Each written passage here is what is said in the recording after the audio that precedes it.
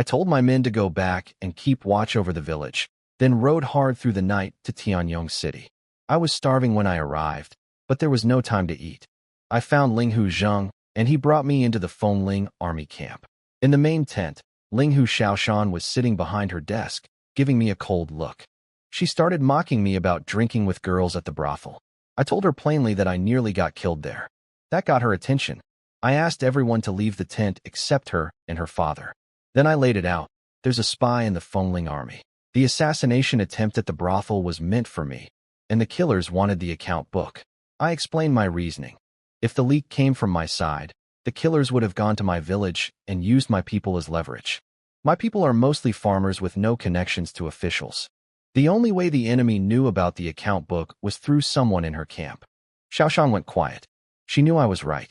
We figured out the spy was her maid, Warner, who had been present when the account book was discussed. When she called for Warner, a soldier reported the maid had just left the camp using a fake order. Linghu Zheng immediately went after her. Once her father left, it was just the two of us in the tent. She started questioning me again about my night at the brothel, clearly unhappy. I pushed back. I'm not the type to let her boss me around just because she's a general. I reminded her that in front of me, she's not a commander, she's my fiancée. She tried to argue that we were in her military tent, not at home. I didn't bother arguing.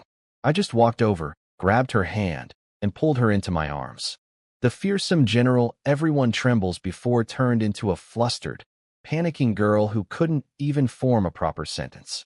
I dared her to scream for help, and her face turned bright red. She started hitting my chest with her little fists, but I caught her wrists and pinned her against the desk. I leaned in close, and she finally stopped fighting, turning her head away. I could tell her tough exterior was melting. Underneath all that strength, she was just a girl who wanted to be cared for. I kissed her on the cheek and asked if she'd behave now. She whispered that she would, calling me husband for the first time. Though she was so embarrassed, she looked ready to explode. I told her to turn her face toward me because I wanted a real kiss. She froze up, then slowly turned her head like a stiff robot. I kissed her hard. She resisted for a split second, then went completely soft. When I pulled back, I noticed her eyes were full of tears, staring at me like I'd wronged her. I reached out to wipe her tears, but suddenly she snapped like a little wolf and bit down hard on my hand. Her eyes were fierce, but the way she looked, with those little fangs and that pouty, stubborn expression, I couldn't help but want to laugh. She reminded me of the tiger cubs back home. When she realized she'd actually drawn blood, she panicked immediately. She grabbed my hand and held it against her forehead, looking like a child who knew she'd done something wrong. I lifted her chin and told her it was nothing. I wouldn't hold a grudge against my own little wife. While she was still hesitating, I pushed her back down on the desk and kissed her again, harder this time. But now she didn't fight. She slowly wrapped her arms around my waist and melted into me. I walked out of the tent feeling pretty satisfied. That afternoon, Long Ju arrived at camp with the surviving soldiers. As Xiaoshan had previously ordered, Long Ju received 100 strikes as punishment the moment she returned. Her backside was a bloody mess, and she couldn't walk. 2 soldiers carried her into the command tent. Xiaoshan felt a bit guilty about it, since Long Ju had actually been trying to help, but the punishment was already done. Long Ju reported something that caught Xiaoshan's attention. I had killed over 20 trained assassins by myself in Wenhuang County, and some kind of terrifying hidden weapon was involved. Long Ju said she'd heard 2 thunderous blasts from inside the brothel and believed those were the sounds of my weapon firing. Xiaoshan jumped to her feet in shock when she heard that just 2 shots had taken out that many elite fighters. She was furious I hadn't shared this weapon with her to help fight the northern barbarians, and immediately wanted to go see the evidence for herself. After finishing things up, I headed back to the village, arriving the next evening. Wang Shan and Wang Dinglu were hauling baskets of iron ore to the blacksmith workshop. Since Han had already gotten word about our situation, this was their last chance to mine before we'd need to set up ambushes. They told me they were about 600 genes short of 5,000, and could finish in a couple hours if everyone pushed hard. I told them to keep at it, and had the kitchen prepare meat for everyone. 5,000 gene of ore would yield over 2,000 gene of iron after smelting, enough for roughly 500 weapons. That was plenty for now. The mine was close to the village, so we could always sneak back for more later. I collected all the iron nails and pellets that Zhang Tizui had prepared, along with some specially fired clay pots from the brick kiln. These were for making grenades. I'd only had 3 last time, 1 for testing, 2 used on the assassins. I needed more for self-defense. My operation was just getting started. Without enough gunpowder or steel, I couldn't mass-produce firearms yet, so grenades were the priority. Muskets and cannons would come later once I could build proper steel smelting furnaces. But I planned to keep that technology strictly secret, even from Zhang Tizui. If it leaked, I'd be finished. Only when I could set up a compartmentalized workshop where each team handled one step without seeing the others would I consider sharing the knowledge. Back at the courtyard, my 4 women were sitting around a fire drinking tea. The Mu sisters each held a tiger cub, chatting with Wu Xiangyue and Lu Yan. They all greeted me warmly when I came in. The cubs had grown fast, already the size of a big dog. I tried handing one to Lu Yan, but she backed away, terrified. We'd been having her feed the cubs during the day to build her courage, but those little beasts screaming for meat still scared her half to death. Then we heard a branch snap outside. Wu Xiangyue and I were instantly alert, and even the cubs perked up their ears. She had her hand on her whip. I told her to always be ready to protect the household. No one answered when we called out. We rushed outside and spotted a dark figure trying to flee. Wu Xiangyue chased him down, cracked her whip across his back, then wrapped it around his ankle and dragged him back to me. The man was in his 30s, and when I looked at him closely, he seemed familiar. He was Zhang Erma's son. I'd already warned Zhang Erma to leave the area after our confrontation at Shango village. His son showing up at my village in the middle of the night told me everything I needed to know. The man tried to play dumb, claiming he was just a drunk who wandered in. He did reek of alcohol, and his face was flushed. But I wasn't buying it. I waved Mu Wanqing over with one of the tiger cubs, and the man screamed and tried to bolt, confirming he knew exactly where he was and who I was. Wu Xiangyue kicked him flat and pinned him down with her foot. Just as I suspected, Zhang Erma had sent his son to spy on us. That old man had been packing up to leave ever since I slapped him and warned him off. I figured Zhang Erma probably didn't send his son. The kid was young and hot-headed, got drunk, and came looking for trouble on his own. He must have spotted the women playing with the tiger cubs in the yard, got scared, and stepped on a branch. The sight of real tigers probably sobered him up instantly. Wu Xiangyue asked if we should just beat him up and let him go. Mu Wanqing pulled her aside and shushed her. She knew me well enough to know that anyone who came after my household wasn't walking away. I had both tiger cubs brought over. The drunk man was already sweating with fear. I ordered the cubs to chase him. They were still young, but they were tigers. They only recognized family, and everyone else was fair game. Wu Xiangyue felt sorry for the man, but I set her straight. What if I hadn't been home? What if more people had come? Zhang Erma's family clearly knew about this, so they'd made their choice. The next morning, Zhang Erma's servant found a mangled body at their front gate, torn apart by wild animals, only recognizable by the clothes. Zhang Erma fainted on the spot. This time he didn't hesitate. He packed up his gold and silver, dismissed his servants, and left Shango village heading for Wanhuang County. But Wang Dinglu intercepted him on the road and finished the job. All the seized property, land deeds, gold, silver, went to Mu Wanqing for the books. Days passed. The second heavy snow came. My father-in-law, Mu Linfeng, arrived with Mu Xiaoliang to watch over the horse ranch. I set them up in Wang Changxing's old mansion. The Mu sisters were thrilled to have their parents nearby and kept dragging Wu Xiangyue over to visit. I spent those days watching the iron mine, waiting for Gao Lufeng's men to show up. But after several days, only 2 scouts appeared and didn't get close. I let them go to avoid tipping anyone off. Then something unexpected happened. A fancy carriage rolled into the village flying the Tianyong City Magistrate's flag. Wang Dinglu spotted it from his lookout and rushed to tell me. I was puzzled. My only connection to the magistrate was the martial arts tournament where I'd crippled his second son, Zhang Renzi. Yet he'd never come after me for it. Something felt off. I sent for Lin Xiaoxi and went ahead to check things out. The carriage stopped at Wang Changxing's old mansion. A man in official robes, around 50 years old, stepped out. Magistrate Zhang Yuanzhong himself. He was looking for Dr. Lin, my father-in-law. He'd brought his injured son all the way from Tianyong City, through Wanhuang County, tracking down my father-in-law's whereabouts. The man was nearly in tears, begging for help. He said every other doctor had failed to heal the boy, the same son I'd injured over a month ago. My father-in-law had once been qualified to serve as an imperial physician, so his reputation had reached even the magistrate. He humbly agreed to examine the young man right away. Magistrate Zhang was thrilled when my father-in-law agreed to help. His men carried Zhang Renzi inside. The kid looked terrible, skin and bones, body twisted from the bone-splitting technique I'd used on him, eyes dull with pain. He barely looked human anymore. My father-in-law winced just looking at him and cursed whatever evil bully had done this. Zhang Yuanzhong just smiled bitterly. He'd wanted revenge after it happened, but Ling Huzheng had visited him that same day with 2 messages. First, that I was going to be his son-in-law, and second, that Zhang Renzi had brought it on himself by trying to kill me first. The magistrate had no military power and couldn't fight the Linghu family, so he'd swallowed his anger.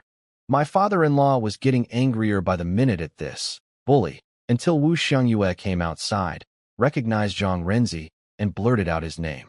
When my father-in-law learned that I was the one who'd done this, everything flipped. He demanded to know what happened, and Wu Xiangyue explained it was from the martial arts tournament. The old man's attitude changed completely. He turned on the magistrate. Your son tried to steal my son-in-law's concubine? A sweet girl like Xiangyue? I can't treat this. The technique is too advanced. Get out. He called for Zhai Shanchuan, and the big man appeared from the woodshed. The magistrate's guards grabbed their swords nervously. That's when I walked in. I took one look at Zhang Renzi lying there and nearly laughed. So the magistrate had come looking for a doctor and ended up on my turf, begging my father-in-law of all people. You couldn't make this up. My father-in-law rushed over to me, saying he'd follow my lead on this. Then he shot the magistrate a disgusted look. Zhang Yuanzhong smiled awkwardly and asked me to let bygones be bygones. I told him flatly that I'm a petty man who holds grudges. He looked miserable, a high-ranking official having to grovel before someone like me. But he knew who I was engaged to. My status made me scarier than most distant princes, and he was just a local magistrate. Zhang Renzi, lying there with bloodshot eyes, stared at me with pure hatred. Seeing me standing next to Wu Xiangyue was the ultimate humiliation for him. He croaked out, "Father, kill him." The magistrate gritted his teeth and slapped his own son across the face, cursing him for being an arrogant fool who didn't know his place. He told the boy that me sparing his life was already the greatest mercy he could ask for. The magistrate's slap left 5 bright finger marks on Zhang Renzi's face. Then he came back to me, bowing low, promising his son would never cause trouble again. He told me to name my conditions. Anything he could do, he would. Now we were talking. Zhang Yuanzhong was the magistrate of Tianyong City, in charge of 7 county officials below him. I needed someone like him for political matters. So I made my move. I told him that the village chief of Shango village had recently disappeared, and since my village and Shango were close together, I wanted to merge them, ideally into a new county, with me in charge. He nearly choked. He explained that creating a new county required approval from the Ministry of Officials in the capital, which was beyond his authority. But then Wu Jiang stepped in with a brilliant idea. He pointed out that our 2 villages sat along the same river, and downstream was an important waterway. Since I'd already cleared out the bandits at the water fortress, we could combine all 3 locations into an official river crossing post. Under imperial law, a crossing post needed a commanding officer called a Wei. In this case, the Xinjiang Wei. It would function almost like a county, but only needed the magistrate's direct approval. Zhang Yuanzhong sighed and agreed. He warned me it was a low-ranking position with no official grade, just a minor post with about 50 men and 3 taels of silver per month in salary. But he'd send weapons, armor, and the official uniform once he got back. I was more than satisfied. It didn't matter that the rank was small. It was my first real step. I now had a legitimate reason to build my own force. The rules said 50 men, but I could easily triple that. As long as I wasn't asking the court to pay for it, nobody would care. Then I reminded the magistrate that his son's injuries had been left too long. Even with my skills, Zhang Renzi would never fully recover. He'd be able to live normally, but his martial arts were gone forever. The magistrate didn't mind at all. He just wanted the boy healthy enough to marry and have children. I called over Zhai Shanchuan and Wu Jiang. and we straightened Zhang Renzi's twisted body by force. The screaming was like a pig being slaughtered. He passed out from the pain almost immediately. I used the most brutal treatment method on purpose. I wasn't going to make this comfortable for him. When I finished, his body was straightened out and his limbs could move freely again. My father-in-law was stunned. He'd expected the treatment to take days of acupuncture and still not achieve results this good. He quietly put away his golden needles and turned away. His pride was a bit wounded knowing his son-in-law's medical skills had surpassed his own. My wives all looked at me with stars in their eyes. The magistrate thanked me endlessly and left with his son. Afterward, I told Wu Jiang his idea about the crossing post had been a major contribution. I planned to make him my deputy, the second in command of the new Xinjiang Wei post. Wang Dinglu and Zhai Shanchuan would each lead a squad stationed at the water fortress, while Lin Xiaoxi would continue guarding the village. It looked like we'd be moving our base of operations to the water fortress soon. Wu Jiang accepted that he'd need to eventually station himself at the water fortress once we set up the crossing post, but that was months away. He could stay warm in the village for now. Right after the magistrate left, Wang Dinglu and Lin Xiaoxi finally showed up late. I was about to chew them out, but Wang Dinglu cut in with urgent news. Scouts had spotted bandits 20 li from the village, and the men at the mine also reported enemies bypassing the mine entirely and heading straight for the village. 2 groups converging on us. I was alarmed. Were they trying to wipe us out and take the iron mine for themselves? Wang Dinglu explained they'd already set up defensive lines around the village, which was why they'd been late. I kicked him and told him to send someone to notify me first next time. Then I ordered the Mu sisters to go home and had Wu Xiangyue warn the villagers to take shelter. At the village entrance, our people were already in position, archers on rooftops, men behind trees and rocks. Lin Xiaoxi's fighters lined up along the main road with war carts. The open field at the entrance was covered in snow, flat and wide, perfect for an ambush. Wu Jiang and I talked through what was happening. Gao Lufeng's bandits had been suspiciously quiet for days. Now I understood why. They'd been preparing a major assault. They clearly knew about our ambush at the mine and had bypassed it, which meant they'd figured out our identities. We pieced it together. After I killed Madame Wang at the brothel, someone investigated and connected me to the village. And Zhai Rang, when he'd betrayed us before, had probably given them information about our setup. That explained everything. They knew who we were and where we lived. Their plan was clever. One group would pin down our forces at the mine, while the main force hit the undefended village. If the first group avoided the mine ambush, both forces would combine to crush us, then circle back to destroy whoever we'd left at the mine. But they'd made one critical mistake. The 12 riders would arrive fresh enough, but the 30-plus foot soldiers in heavy armor had been hiking over mountains. By the time they reached us, they'd be exhausted. Tired soldiers on a battlefield, that's a fatal error in warfare.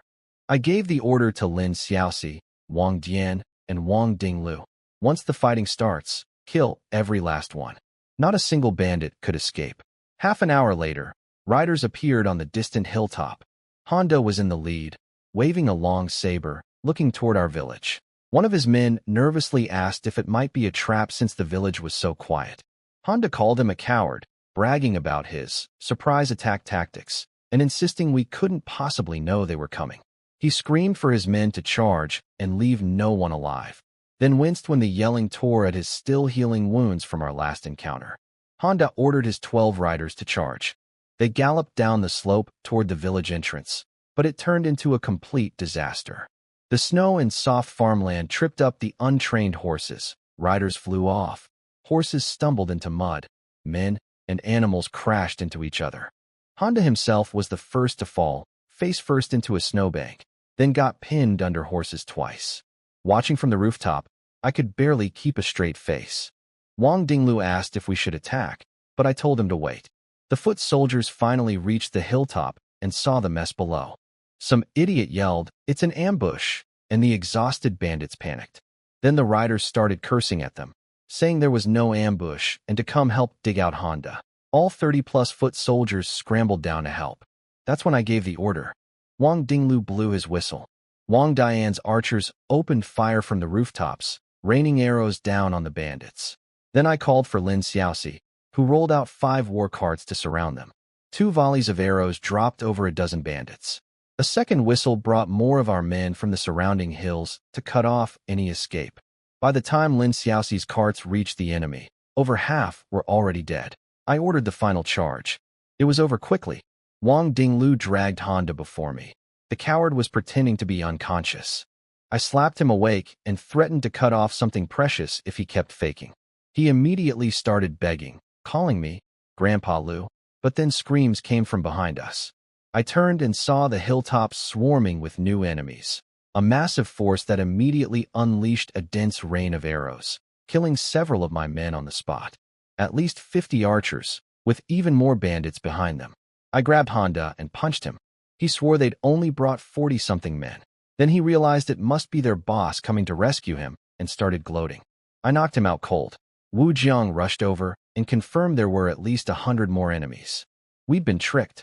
Honda's pathetic force was bait all along, and Honda himself didn't even know it. The boss of Gao Lufeng was far smarter than I'd expected. The group at the mine was probably just a decoy too. We'd already lost 4 men in that first volley. I scanned the situation quickly. We were outnumbered and exposed in open ground. I started barking orders. Lin Xiaoxi would reorganize for street fighting inside the village. Wang Dian's archers would form 3-man teams to support the main force. Zhai Shanchuan would escort Wu Jiang to safety and return to my side. Wang Dinglu would patrol the perimeter, guarding my home, the horse ranch, and the workshops against infiltration. Everyone scattered. Wang Dian stayed near me with 2 men, breathing hard, sweating. The scale of this attack had shaken him. Gao Lufeng shouldn't have had this many fighters, even after expanding. With the 40 we'd just killed, and now over 100 more, it looked like they'd committed everything they had. This was going to be a brutal fight. I figured Gao Lufeng must have recruited drifters, villagers, and smaller bandit groups. Their total numbers were probably over 300. When the arrows thinned out, I peeked out to assess the situation. Thanks to quick orders, we'd only lost a few of Wang Dingliu's sentries in that initial volley. Lin Xiaoxi had already pulled the war carts back under arrow fire and repositioned them to block every entrance into the village. Now it was the archers' show. The enemy launched a full assault. These weren't like Honda's clowns. They wore leather armor, carried long sabers, moved in tight formation with real killing intent. It actually looked like a proper military advance. Lin Xiaoxi blocked every path into the village with war carts. When the first wave of bandits reached the narrow turns, dozens of spears shot out from the carts, cutting them down. Before they could retreat, Wang Dian's archers opened fire from inside the houses on both sides. At this range, even leather armor couldn't stop the arrows. They punched straight through. The bandits panicked. A commander behind them screamed for them to push forward and get inside the buildings. They smashed through windows and walls, but Wang Dian's men had already moved. When bandits tried rushing out of courtyards, the war carts rolled up and blocked the exits, spearing anyone who came through. Others tried climbing walls to get behind the carts, but were picked off by arrows instantly. Their commander, a scrawny man on horseback who I figured was Li Sanpao, the third boss, ordered a retreat. That was a fatal mistake. Turning their backs meant Wang Dian's archers could stand at the windows and shoot freely without worrying about defense. The bandits became living targets. By the time they stumbled out, barely 1 in 10 was still standing. Li Sanpao ordered his archers to fire at the windows for suppression. But our archers were already low on arrows since we'd prepared in a rush, and his volley just restocked us. Our guys hid behind walls, laughing as they collected the enemy's arrows off the ground. When the timing was right, I shouted the counterattack order. Wang Dian's archers gathered arrows and prepared to fire back. Lin Xiaoxi pushed all 5 war carts forward toward the enemy's main force. Li Sanpao's archers shot desperately at the carts, but I'd had them upgraded after our first battle. Extra thick wooden boards on all sides, double-layered in front. The arrows couldn't penetrate. After 20 meters, the carts looked like giant porcupines bristling with stuck arrows. Li Sanpao was furious. He'd lost over 40 men in this attack alone, nearly 100 total counting Honda's group. If he went back empty-handed, their boss would have his head, especially since it was his idea to use Honda as bait. In desperation, he ordered a cavalry charge to smash the carts with horsepower. Only 6 riders, including himself, he led the charge, and the others reluctantly followed, each targeting one cart. Lin Xiaoxi's men inside the cart stayed calm. The horses might have enough force to break through, but I knew Wang Dian's sharpshooters would never let those horses get close enough to build up speed. Just as I expected, when the cavalry charged, Wang Dian's archers shifted positions silently. Before the riders could get close, a dozen arrows flew out with deadly accuracy. Every shot hit its mark. All 6 riders, including Li Sanpao, were knocked off their horses before reaching the war carts. The remaining bandits saw their third boss fall and scattered in every direction. Lin Xiaoxi, Wang Dian, Zhai Shanchuan, and Wang Dinglu all gave chase. Lin Xiaoxi even grabbed a loose horse and rode after them swinging a saber, desperate not to miss out on any kills. The battle wrapped up within 15 minutes, but we didn't have enough riders to catch everyone. About 30 bandits escaped. An hour later, Wang Dinglu gave me the report. 124 enemies killed, 3 captured, over 90 weapons seized, 70+ sets of armor, 7 good horses, and 300 recovered arrows. On our side, 7 wounded, 2 seriously, and 5 dead, mostly Wang Dingliu's sentries from that first surprise volley.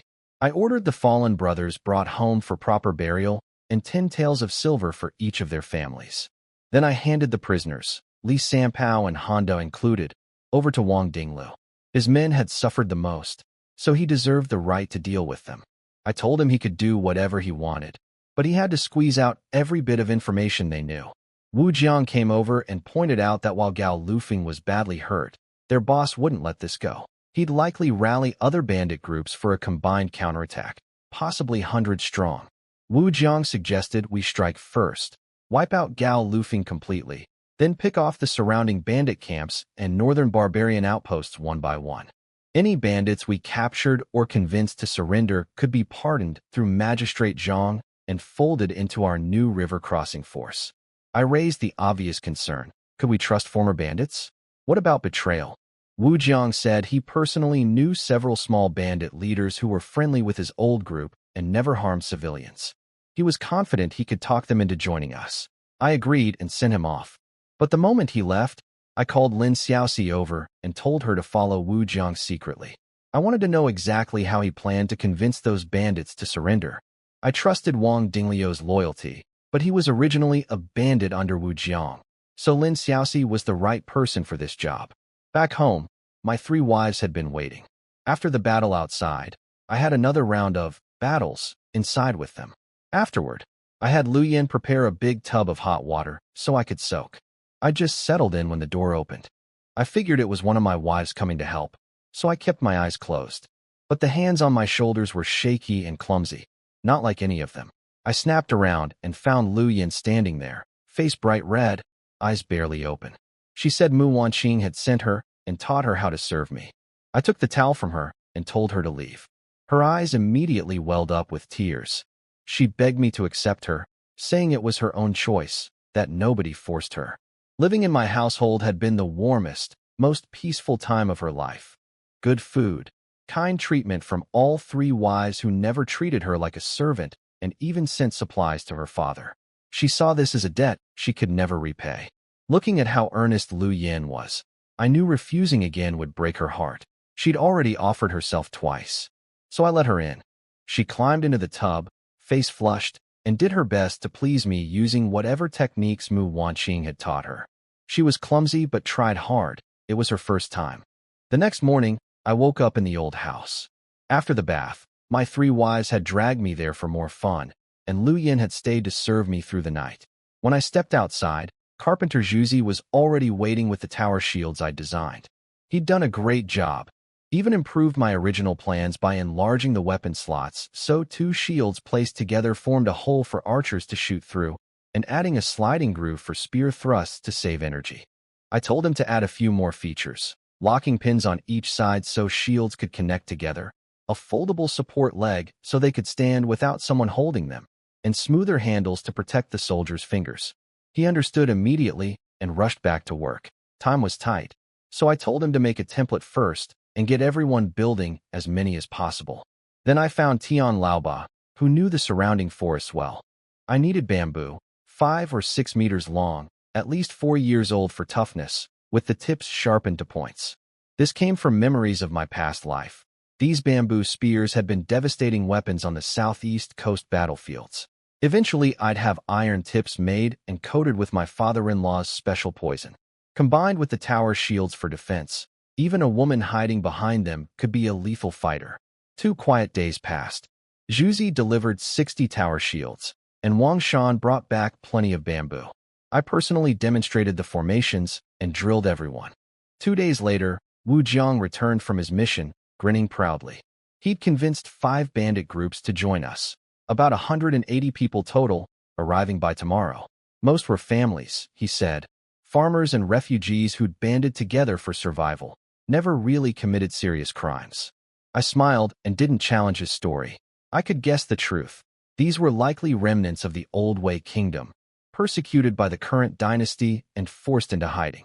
Wu Jiang had probably used his status as Wei royalty to recruit them.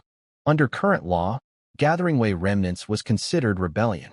But he was building my forces, so I let it go. After Wu Jiang left, Lin Xiaoxi showed up, clearly exhausted from days of tailing him. She reported something troubling. Every time Wu Jiang entered a bandit camp, he carried a small box. She'd snuck a look inside while he was out. It contained a beautifully carved jade object with writing she couldn't read. My heart skipped. A jade object with inscriptions that Wu Jiang guarded so carefully. That could only be one thing. The imperial seal of the Old Wei kingdom. This was a serious matter. He was using the royal seal to rally former Wei subjects to his cause. And Wang Dinglu had never mentioned this to me. Zhai Rang had even told us before he died that Wu Jiang kept all his secrets in a box. So why had Wang Dinglu stayed quiet? Did he not know? Or was his loyalty just an act? I told Lin Xiaoxi to go fetch Wang Dinglu immediately. Wang Dinglu was genuinely shocked when I mentioned the jade seal. His eyes went wide, and he clearly had no idea. After thinking hard, he remembered that they'd once robbed a merchant who was a descendant of Old Wei Kingdom people. The merchant had an old government seal. That was probably what Wu Jiang was using to impress those refugees. None of them had ever seen a real imperial seal, so any official-looking stamp would fool them. I let it go. What mattered was whether Wu Jiang had real thoughts of rebellion. If it was just an old government stamp and he was using it to recruit people for me, that was fine. I shifted the conversation to Gao Lufeng. Wang Dinglu reported what Honda and Li Sanpao had confessed. Gao Lufeng had absorbed refugees and smaller gangs, growing to around 500 fighters. Their mysterious boss was secretly developing some kind of weapon to use against the Fengling army, and even bragged about kidnapping General Nangong as his bride. Li Sanpao had seen the weapon demonstrated once. It looked like a giant bow. That's what had convinced the smaller gangs to join. I figured it out quickly. It had to be an attempt at building a crossbow siege weapon, a bed crossbow. Zhai Rang must have studied my crossbow design during the attack on the barbarian camp and drawn up plans from memory, then handed them over when he defected to Gao Lufeng. But without proper technical knowledge, especially the trigger mechanism, they'd only managed to build an oversized bow, nowhere near as powerful or fast as a real bed crossbow. The next day, Wu Jiang brought the 5 bandit leaders to meet me.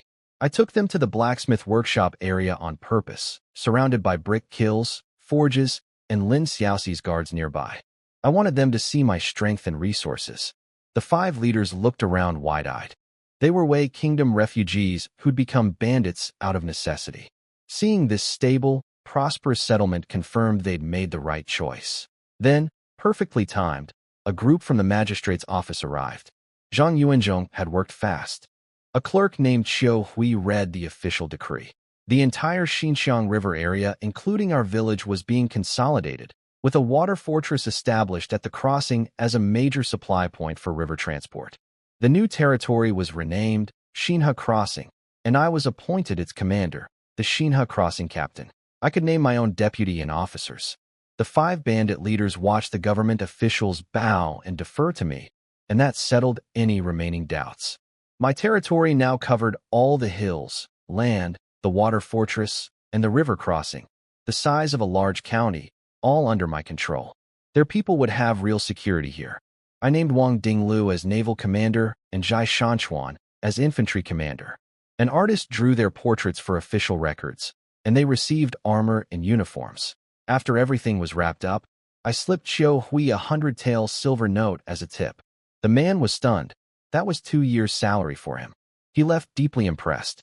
Wu Jiang held up his new deputy commander uniform and made the case to the 5 bandit leaders. They'd seen the government officials defer to me with their own eyes. That was all the proof they needed. These men were descendants of the Old Wei kingdom, pushed into banditry by persecution. Now they had a real home and a protector. They congratulated me on my appointment, one after another. I spread out the official map that the magistrate's office had sent. The territory of Xinhe Crossing was enormous, stretching from 10 li north of the village, right where the iron mine sat, all the way south along the Xinxiang River to the old water fortress. The surrounding hills were included too. The whole area was shaped like a long strip, but contained all the fertile riverbank land plus mountain timber resources. Strategically and economically, it was incredibly valuable, 3 times the size of Wunwang County. I told them once the water fortress was rebuilt, they'd station there under Wujiang, fishing for a living. Come spring, we'd survey the surrounding farmland for them to rent, with regular taxes due. Housing at the fortress would be free. In return, since they all had some fighting experience, they'd be expected to help defend Xinhe Crossing when needed. They agreed instantly and started discussing when to move their people over. Then one leader raised a concern. They were nearly out of food, the mountains were snowed in, and the river was frozen. How were they supposed to survive winter? They asked to borrow grain. I smiled and told them frozen rivers don't stop fishing. You just need the right technique. They looked at me like I was crazy. I explained the method. First, bang on the ice repeatedly. Fish swim near the surface in winter because oxygen is thin below, so the noise drives them around and exhausts them. Once they're tired and used to the sound, chisel small holes in the ice spaced about 10 feet apart, just big enough for a net. For daily use, drill even smaller holes for ice fishing and cover them with branches afterward to prevent refreezing. The 5 leaders were amazed. They'd lost men trying to fish in winter before and never caught much. They knelt before me in gratitude and insisted on giving me all their catch beyond what they needed to eat. They wouldn't get up until I accepted. I could see their sincerity. These were people who'd suffered real hardship and understood the value of a single meal. I accepted their offer and told them everyone in Xinhe Crossing was family now. After sending them off, I headed to Shango Village. The coming fight with Gao Lufeng was going to be tough, and I needed more soldiers. I could only pick about 30 usable fighters from Shango Village, but the 5 bandit leaders delivered. Their men had some combat skills and just needed to learn teamwork and weapons handling. 5 days later, I had a proper force assembled. The 5 leaders took over the water fortress, freeing Wang Dinglu and Zhai Shanchuan to return to the village with their 30-plus elite soldiers. These were my best troops, equipped with tower shields, bamboo spears, swords at the waist, backup short blades at the ankle, and leather armor. They were the main assault unit. Then there were the archers, 9 3-man teams led by the original 9 sharpshooters. And finally Lin Xiaoxi's guard unit, the largest group, armed with long swords, spears, siege equipment, and war carts. The archers would move between the siege weapons for cover and support. Looking at everyone lined up, I had just over 100 fighters. Not many, but with coordinated units that could work together. The weaknesses were clear though. Not enough trained horses or riders for cavalry, and armor production was too slow. Only the shield troops had leather armor. The archers and spearmen still needed more. After 5 days of daytime drilling and nighttime rest, plus a supply team from Wu Santong's escort agency, led by Wu Xiangyue, I marched the whole force straight toward Gao Lufeng's stronghold. I wasn't going to charge in like a bandit. I set up camp nearby and had everyone eat a full meal first. Gao Lufeng's scouts had spotted us the moment we left the village, and their war horns were blaring. But we just sat there eating, making no move to attack. Inside their stronghold, it was chaos. The boss had lost authority after the failed raid on my village. Losing 2 lieutenants and over 100 men had destroyed his credibility. The smaller gang leaders who joined were all eyeing his position. They argued endlessly. Some wanted to wait us out. Others wanted to attack immediately, and everyone was suspicious of my intentions. Their boss finally lost patience and told them to each do what they wanted. Just probe our defenses without overcommitting. He was actually using me to solve his own problem. Let these hotheads charge out, get beaten, lose their arrogance, and then they'd finally listen to him. After that, he'd bring out his secret weapon to finish me off. Several leaders eagerly split up their forces to surround us from 4 directions. Wang Dinglu spotted their movements from a hilltop and reported exactly what I predicted, a scattered, disorganized mess. Gao Lufeng was a house divided, just as I'd expected from that night at the brothel. Getting them to fight as one was impossible. I gave the order, hit them fast, and it quickly. Our strategy was simple: strike when they're tired, retreat when they advance, chase when they retreat. My squad leaders already knew their specific roles for every scenario. The men were eager. Wang Dian could barely contain himself, gripping his bow with excitement. They all knew this battle would go our way. The enemy was walking right into our trap. Outside the camp, Wang Dinglu and Zhai Shanchuan set up the shield wall with bamboo spears ready. Lin Xiaoxi held the flanks. Archers positioned themselves in the center behind the shields. Everything was in place. When the bandits entered archer range, I gave the order. Wang Dian's 9 archers split into 3 rotating teams, one firing while the next reloaded, creating an endless rain of arrows. The 5 bandit leaders had no real tactics. They just charged uphill at us and got shredded immediately. They lost enough men in the first wave to wipe out an entire gang. After getting hammered, they finally remembered they had archers too. They pulled back and sent bowmen forward. But I'd already anticipated this. Wang Dian ordered our archers under the shields, and Lin Xiaoxi had the shield bearers raise a massive protective dome. When the bandits launched their second charge with archer support, our spearmen were ready. Wang Dinglu watched through the shield's viewing slot and called for the bamboo spears. The spinning bamboo poles did double duty. The sharpened tips slashed anyone who got close, and the rotating shafts knocked away most of their arrows from below. Barely anything got through. Only one of our men took a scratch on the shoulder from a lucky shot. The 5 bandit leaders were furious. 2 attacks, 0 results. They sent word to their boss asking him to bring out the big weapon.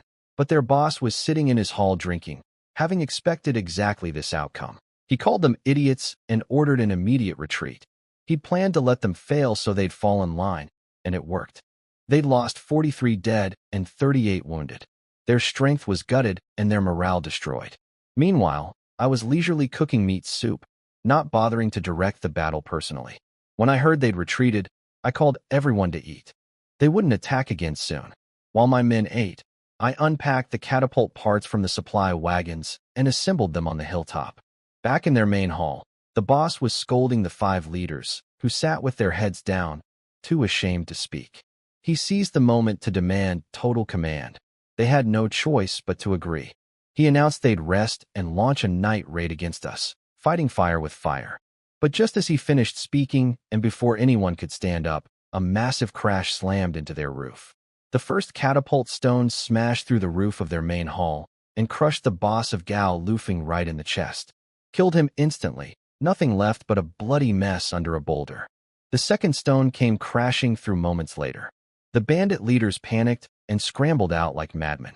Once outside, they could see the stones were flying from our hilltop, landing with terrifying precision on their headquarters. They couldn't understand what kind of sorcery this was. They remembered their dead boss had mentioned such a weapon, information from Zhai Rang, but he'd never been able to build one, and now the only person who knew anything about it was a corpse under a rock. The 5 bandit leaders completely lost their will to fight. They scattered, each grabbing their own men and running for their lives. Wang Dinglu asked if we should chase them. I told him no, let cornered rats run. We'd take over the stronghold after everyone finished eating. He shook his head in amazement, saying I'd just destroyed an entire bandit fortress like it was a casual outing. Honestly, the catapult was meant as a decapitation strike. I just got lucky that the first shot hit their boss directly. The real reason it fell apart so fast was simple. Honda and Li Sanpao were already my prisoners, so nobody could rally the original Gao Lufeng fighters. The 5 smaller leaders had only joined for profit. With the boss dead, they were the first to flee. No leadership, no morale, no fight left. We walked into Gao Lufeng unopposed.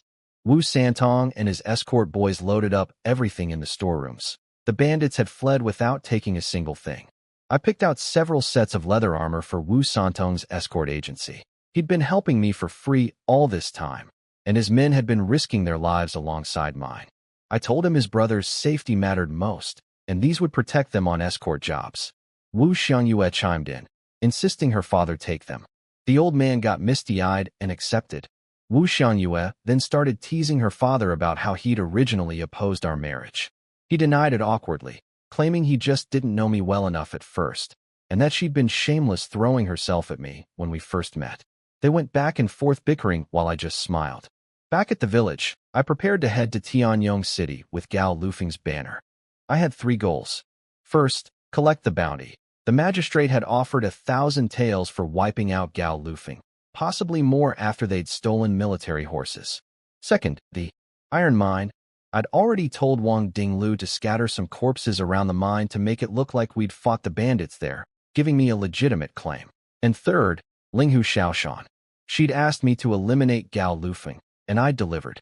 She was my fiancée after all. Forget rewards, I deserved at least a few kisses. My first stop in Tianyong City was the magistrate's office. With my captain's badge, the guards let me right in. Xiao Hui happened to be on duty and greeted me warmly, assuming I'd come for construction funds. I told him I was here to collect a bounty. He was confused until I mentioned Gao Lufeng. The bounty had grown to over 2,000 taels. When I pulled out their banner and said I'd wipe them out, Xiao Hui nearly fell over. He stammered that I only had 50 or 60 river guards. How could I beat 500 bandits? I played it humble, saying they'd attacked us first and we barely survived with the villagers' help, then launched a desperate counterattack before they could regroup. Just self-defense, nothing heroic. Then I dropped the bigger news. After destroying Gao Lufeng, we discovered they'd been secretly mining iron ore. I told him we'd fought their remnants at the mine site and secured it. And since iron was a strictly controlled national resource, I'd rushed here to report it immediately. Xiao Hui's brain nearly short-circuited. He ran to the inner chambers to report. Moments later, heavy footsteps came from the back, and who should appear first but Linghu Zheng, my future father-in-law. He was beaming, shouting about the iron ore before he even reached me. When I confirmed it was black iron ore, a rare and valuable type, he nearly exploded with excitement. Without even waiting for the magistrate, Linghu Zheng declared on the spot that I would oversee the mine. He said Tianyong City's Dragon Mountain Range was huge, but iron deposits were extremely scarce, let alone rare black iron. The magistrate arrived to find the decision already made. He looked at me, looked at Linghu Zheng, and clearly understood. This was pure nepotism. But what could he say? Linghu Zheng outranked him in every way that mattered.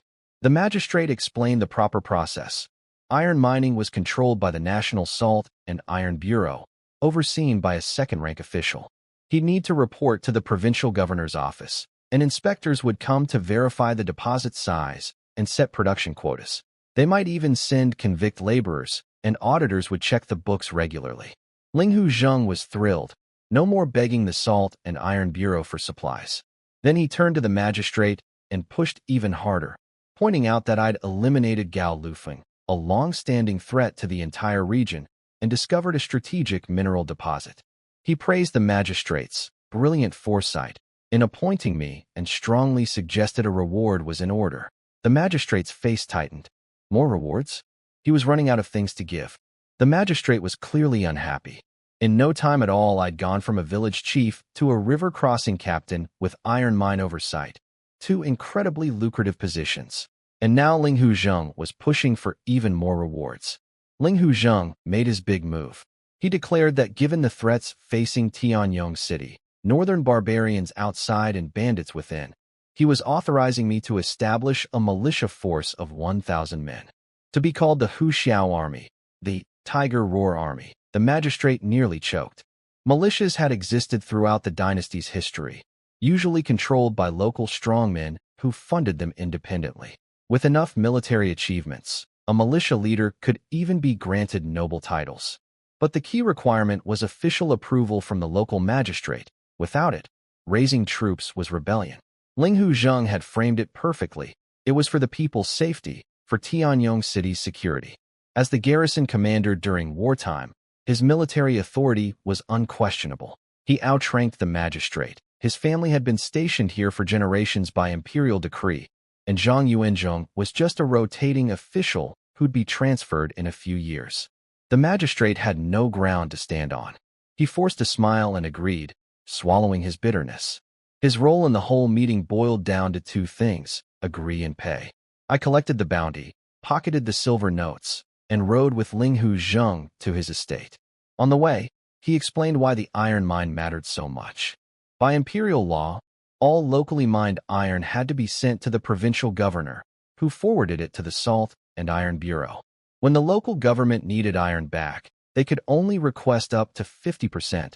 20% went to national reserves and 30% was redistributed elsewhere. Tianyong City had almost no iron deposits, so they'd been constantly groveling to the Bureau for scraps. My discovery would ease the shortage considerably. Once smelted, the iron would equip the entire city garrison, and some would flow back to me. With the militia authorization, I could arm my forces openly. I was thrilled. I had my own army now, and I didn't need to steal iron or any more. At the Linghu estate, Linghu Zheng dismissed all the servants and took me to his study. His tone turned deadly serious. He asked if I understood why he'd authorized the Tiger Roar army. I guessed it was to clear the surrounding bandits, so Xiaoshan's Fengling army could focus on the northern barbarians. He shook his head. That wasn't the real reason. He said there were secrets known only to a few high-ranking officials in the capital, secrets directly tied to the Linghu family's survival and Xiaoshan's life. I tensed up immediately. He began talking about his family's history, generations of border service, countless military achievements, putting down the rebellion in Yuzhou. I could read between the lines. The rebellion was the old Wei Kingdom's resistance forces. The Linghu family had crushed them, which was why Yuzhou was so peaceful now, while neighboring Yinzhou still had problems. But whatever he was about to reveal next clearly weighed heavily on him. This wasn't just history. Something dangerous was coming. Linghu Zheng continued his story. By the time power passed to him, the Linghu family's military strength had been whittled down to just 3,000 soldiers, a shadow of their peak when they commanded 100,000. The current emperor, known as the Shunned Emperor, was behind it all. Then he dropped a bombshell. The Shunned Emperor wasn't the rightful heir. He'd seized the throne through a conspiracy, the Eastern Palace incident. The previous emperor had left 8 senior eunuchs and 4 regents to guide the true successor, but the new emperor had systematically purged them all. Linghu Zheng sighed and said the Linghu family had survived because they'd always been loyal to the dynasty itself, not to any individual ruler. So instead of being destroyed, they were just weakened. The emperor created the Fengling army and gave it to Xiaoshan to command, a way to keep the Linghu family useful but under control. But Linghu Zheng saw through it. Xiaoshan was a Linghu, but Nangong Qiushui was the emperor's creation. The implications worried him deeply. That's why he wanted me to build the Tiger Roar army. It wasn't about clearing bandits. It was about creating a safety net for Xiaoshan and the entire Linghu family. If things went wrong, my army would be their last line of defense. He gave me his personal family token for free access to the military camp. I understood completely. This militia was essentially the Linghu family's dowry and their insurance policy. I promised I wouldn't let him down. The Tiger Roar army banner was ready when I left, identical to Tianyong City's standard military flags, just with different characters. Smart. It showed we were still under the city's authority, giving us legitimacy. I rode to the Fengling army camp and walked straight into the command tent. Xiaoshan was in full battle armor, the first time I'd seen her dressed for war. She looked stunning and formidable. She seemed a bit embarrassed and had her maid help remove the armor in front of me, changing into regular clothes. She shared critical intelligence. The spy, her former maid, had been dealt with. Long Ju had escorted the informant to the capital to report to the emperor. Once the emperor investigated, the northern barbarians' supply lines would be cut within days. Without food, they'd be forced to attack. War was coming soon. She told me all this despite it being top-secret information that even her senior officers didn't all have access to. She trusted me because I was her fiancé, because my strategies had proven valuable, and, though she didn't say it outright, because she wanted me close. I told her I'd taken care of Gao Lufeng. She barely reacted. With a massive barbarian invasion looming, a bandit gang was small news. She promised to record the achievement and petition the emperor for my reward. Then she steered the conversation toward what she really wanted, my help against the barbarians. When I finally agreed to discuss it, she pulled out a jar filled with iron pellets and nails. shrapnel extracted from the assassins my grenades had killed. "I want these," she said. "No, absolutely not," I replied immediately. It wasn't that I didn't want to help. I simply couldn't mass-produce grenades. My gunpowder supply was too limited. She got upset, asking if it was because we weren't married yet, or because of her identity. She accused me of not caring about the Empire's suffering. I smiled helplessly and told her the truth. I genuinely didn't have any right now. She deflated like a balloon and asked quietly whether they were gone forever or just temporarily unavailable. Couldn't I make more? Xiaoshan and her officers had studied the grenade shrapnel for days. They believed it could turn the tide of battle. She'd been drilling her troops, fully expecting me to help. She'd even prepared herself to agree to any condition I named, including sleeping with me before our wedding. So when I kept shaking my head, she crumbled. The situation was dire. 30,000 barbarians camped outside the city with 20,000 more in reserve. Once the Emperor cut their supply lines, 50,000 desperate soldiers would launch an all-out attack. She'd pushed for this plan herself, and now there was no turning back. I told her even if I had grenades, they weren't suitable for her army. They were fragile clay pots that could shatter from a bump during a march and kill her own troops. They were a stopgap weapon, nothing more. My real goal was muskets firing in formation and eventually cannons.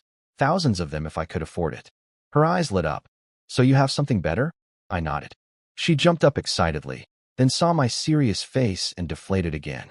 "What's your condition?" I looked at her and dropped the transaction talk entirely. My only condition was that she come back from this war alive. I told her we were husband and wife. No more deals between us. I loved her, and I didn't want her to make me worry. She froze. Something shifted behind her eyes. For a moment, she just stared at me, processing the fact that I genuinely cared about her, not as a bargaining chip, but as my future wife. I changed the subject to give her space. I asked about her battles with the barbarians. She laid out the problem. The barbarians' greatest strength was cavalry. Over 10,000 skilled riders on horses that were smaller, but far more agile and durable than ours. Her foaming army had fewer than 2,000 cavalry. Their horses had better burst speed, but terrible stamina. They couldn't chase or escape. So she was trapped behind city walls, afraid to fight in the open. I told her I designed something specifically to neutralize their cavalry. I drew up plans for caltrops, simple iron spikes arranged so that no matter how they landed, at least one point always faced up. Scatter them across the barbarian cavalry's path, and horse hooves would be punctured. Even if the spike didn't fully penetrate, it would cause the hoof to slip and injure the ankle. Most barbarian horses didn't even have horseshoes, making them even more vulnerable. She looked at my drawing skeptically. It was just a small iron thing with 6 spikes. I explained further. They were simple to mass-produce using casting molds. And for maximum effect, soak them in sewage and manure before use. The filth would cause wound infections. Within days, both horses and riders would develop festering wounds that couldn't be treated. On a large scale, it could even trigger plague-like outbreaks, destroying their fighting strength from within. She grabbed a brush and started writing everything down frantically. When I mentioned bacteria, tiny invisible creatures that cause rot and disease, she was both fascinated and horrified. I decided not to explain that bacteria live on human skin too. If I did, she'd probably scrub herself raw in the bath tonight. Xiaoshan didn't doubt what I told her about caltrops. She just couldn't figure out how I knew things that weren't in any military book she'd read. I told her caltrops could also be combined with horse-trapping pits and used against infantry too. She could work out those details herself. She raised a practical concern. The foaming army was desperately short of iron. They barely had enough to maintain their existing weapons. I suggested collecting iron from civilians. Every blacksmith had spare stock, and ordinary families had old broken tools.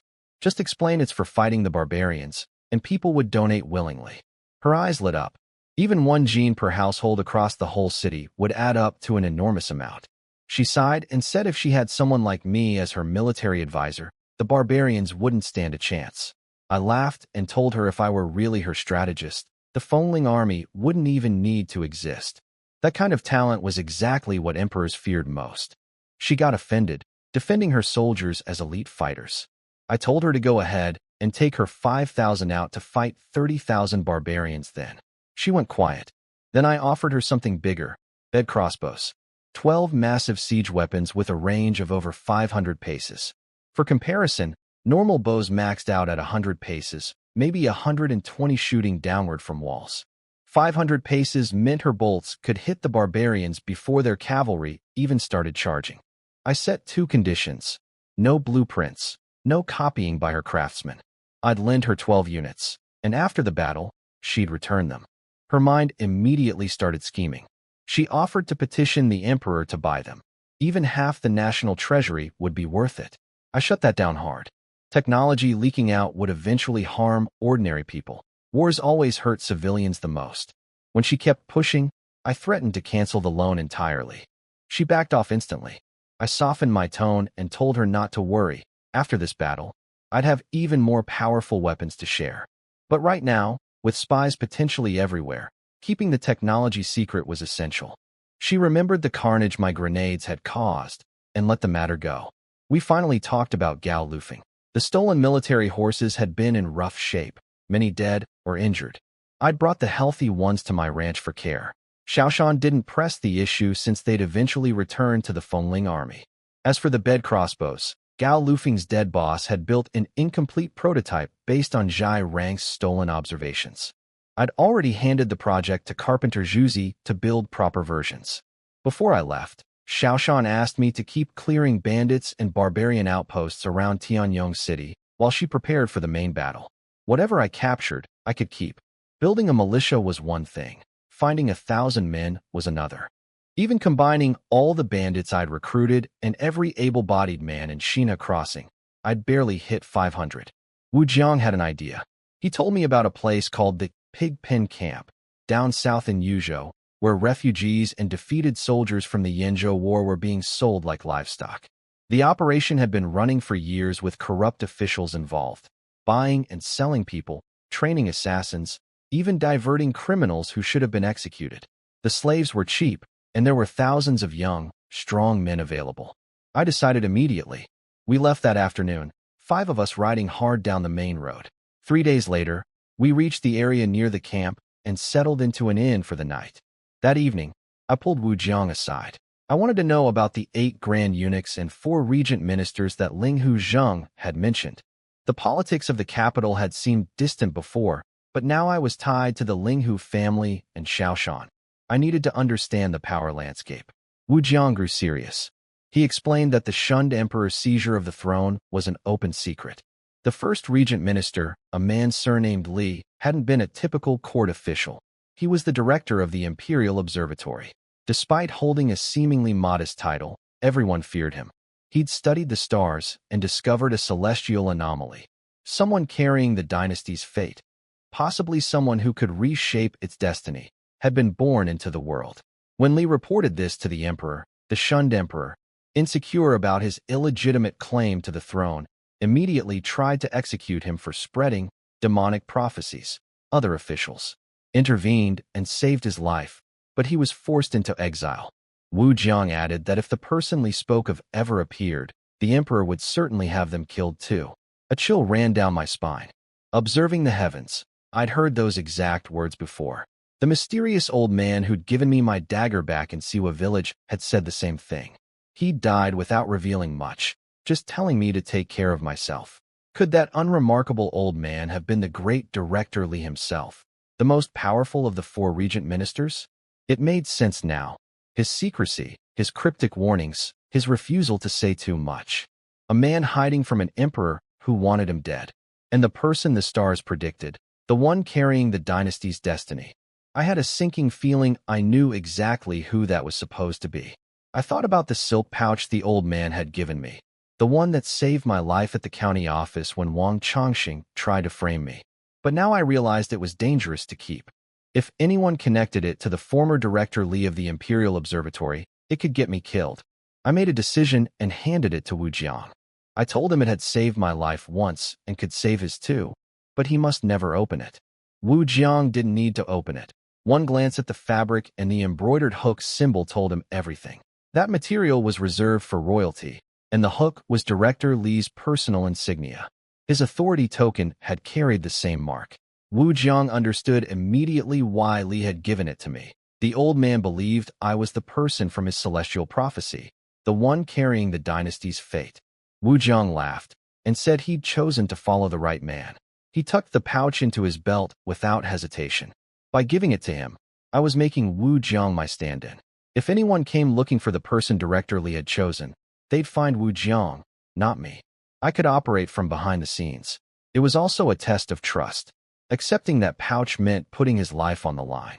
He took it without blinking, which meant he'd fully committed himself to me. We drank together late into the night. No more words were needed. The next morning, we rode to the slave camp. It was officially called Watermoon Fortress, hidden deep in the mountains with a narrow road connecting it to the main highway.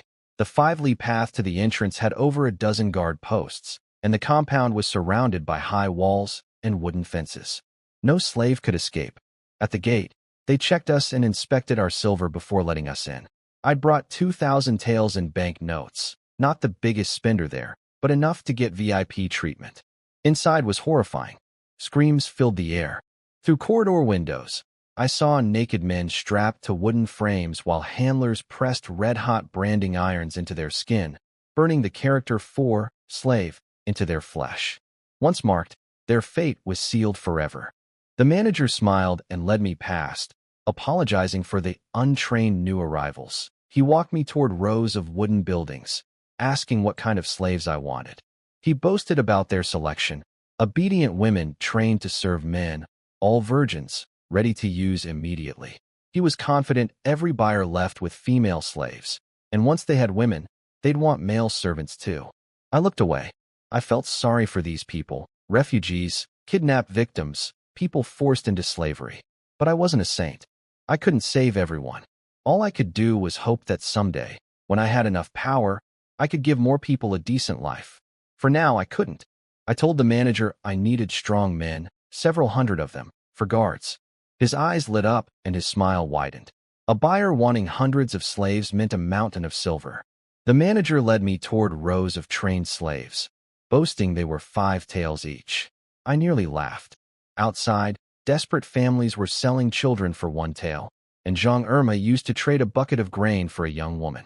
I told him the price was too high, especially in a disaster year with poor sales. He immediately backtracked, dropping to 3 taels with fake apologies about confusing individual and bulk pricing. I held up 1 finger. 1 tael each. His face twisted. He'd never seen someone cut a price that ruthlessly. He tried the guilt angle, talking about training costs and how they fed these slaves meat. Meat? In a place called the Pig Pen? I almost laughed again. I told him flatly, this was my final offer, take it or leave it. He could see I was a big buyer who wasn't going to budge. His expression shifted. He led me towards some rundown shacks at the edge of the compound. Inside were slaves they couldn't tame. No amount of torture broke them. Wild, incredibly strong, with teeth like animals. He said if I could handle them, they were mine cheap. He unlocked a heavy wooden door. The stench hit me like a wall. From the darkness came a roar that barely sounded human. Inside, a young man was gripping the bars of a wooden cage, shaking them violently, howling with rage. He was covered in filth, hair matted, hands and limbs chained with iron. Clearly a dangerous one. I understood immediately. These were wild tribesmen from the Liaodong region. The camp couldn't train them, but killing strong specimens felt wasteful, so they just locked them up.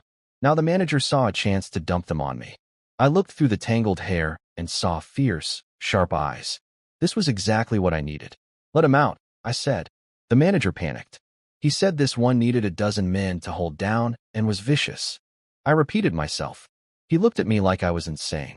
I called Zhai Shanchuan forward and told him to test the kid once he was free. Zhai Shanchuan grinned. He was a brute himself and was eager to match strength. The guards prepared nervously, gripping chains and weapons. They looped a rope around the young man's neck and dragged him out. He tumbled to the ground, then ripped the rope off with a roar. His eyes locked onto the manager, clearly the one who'd tortured him most.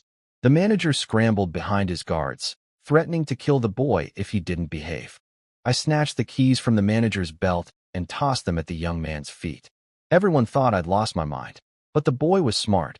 He grabbed the keys and unlocked every chain on his body.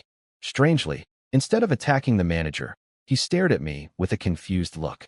He seemed to understand that I was trying to buy him. and no customer had ever done anything like this before. I called Zhai Shanchuan forward. He cracked his knuckles, walked up grinning, and beckoned the boy. "Come on, kid. I'm your opponent." The young man roared and charged like a wild animal. Zhai Shanchuan caught him head-on, locking hands, and the two of them pushed against each other like bulls fighting over territory.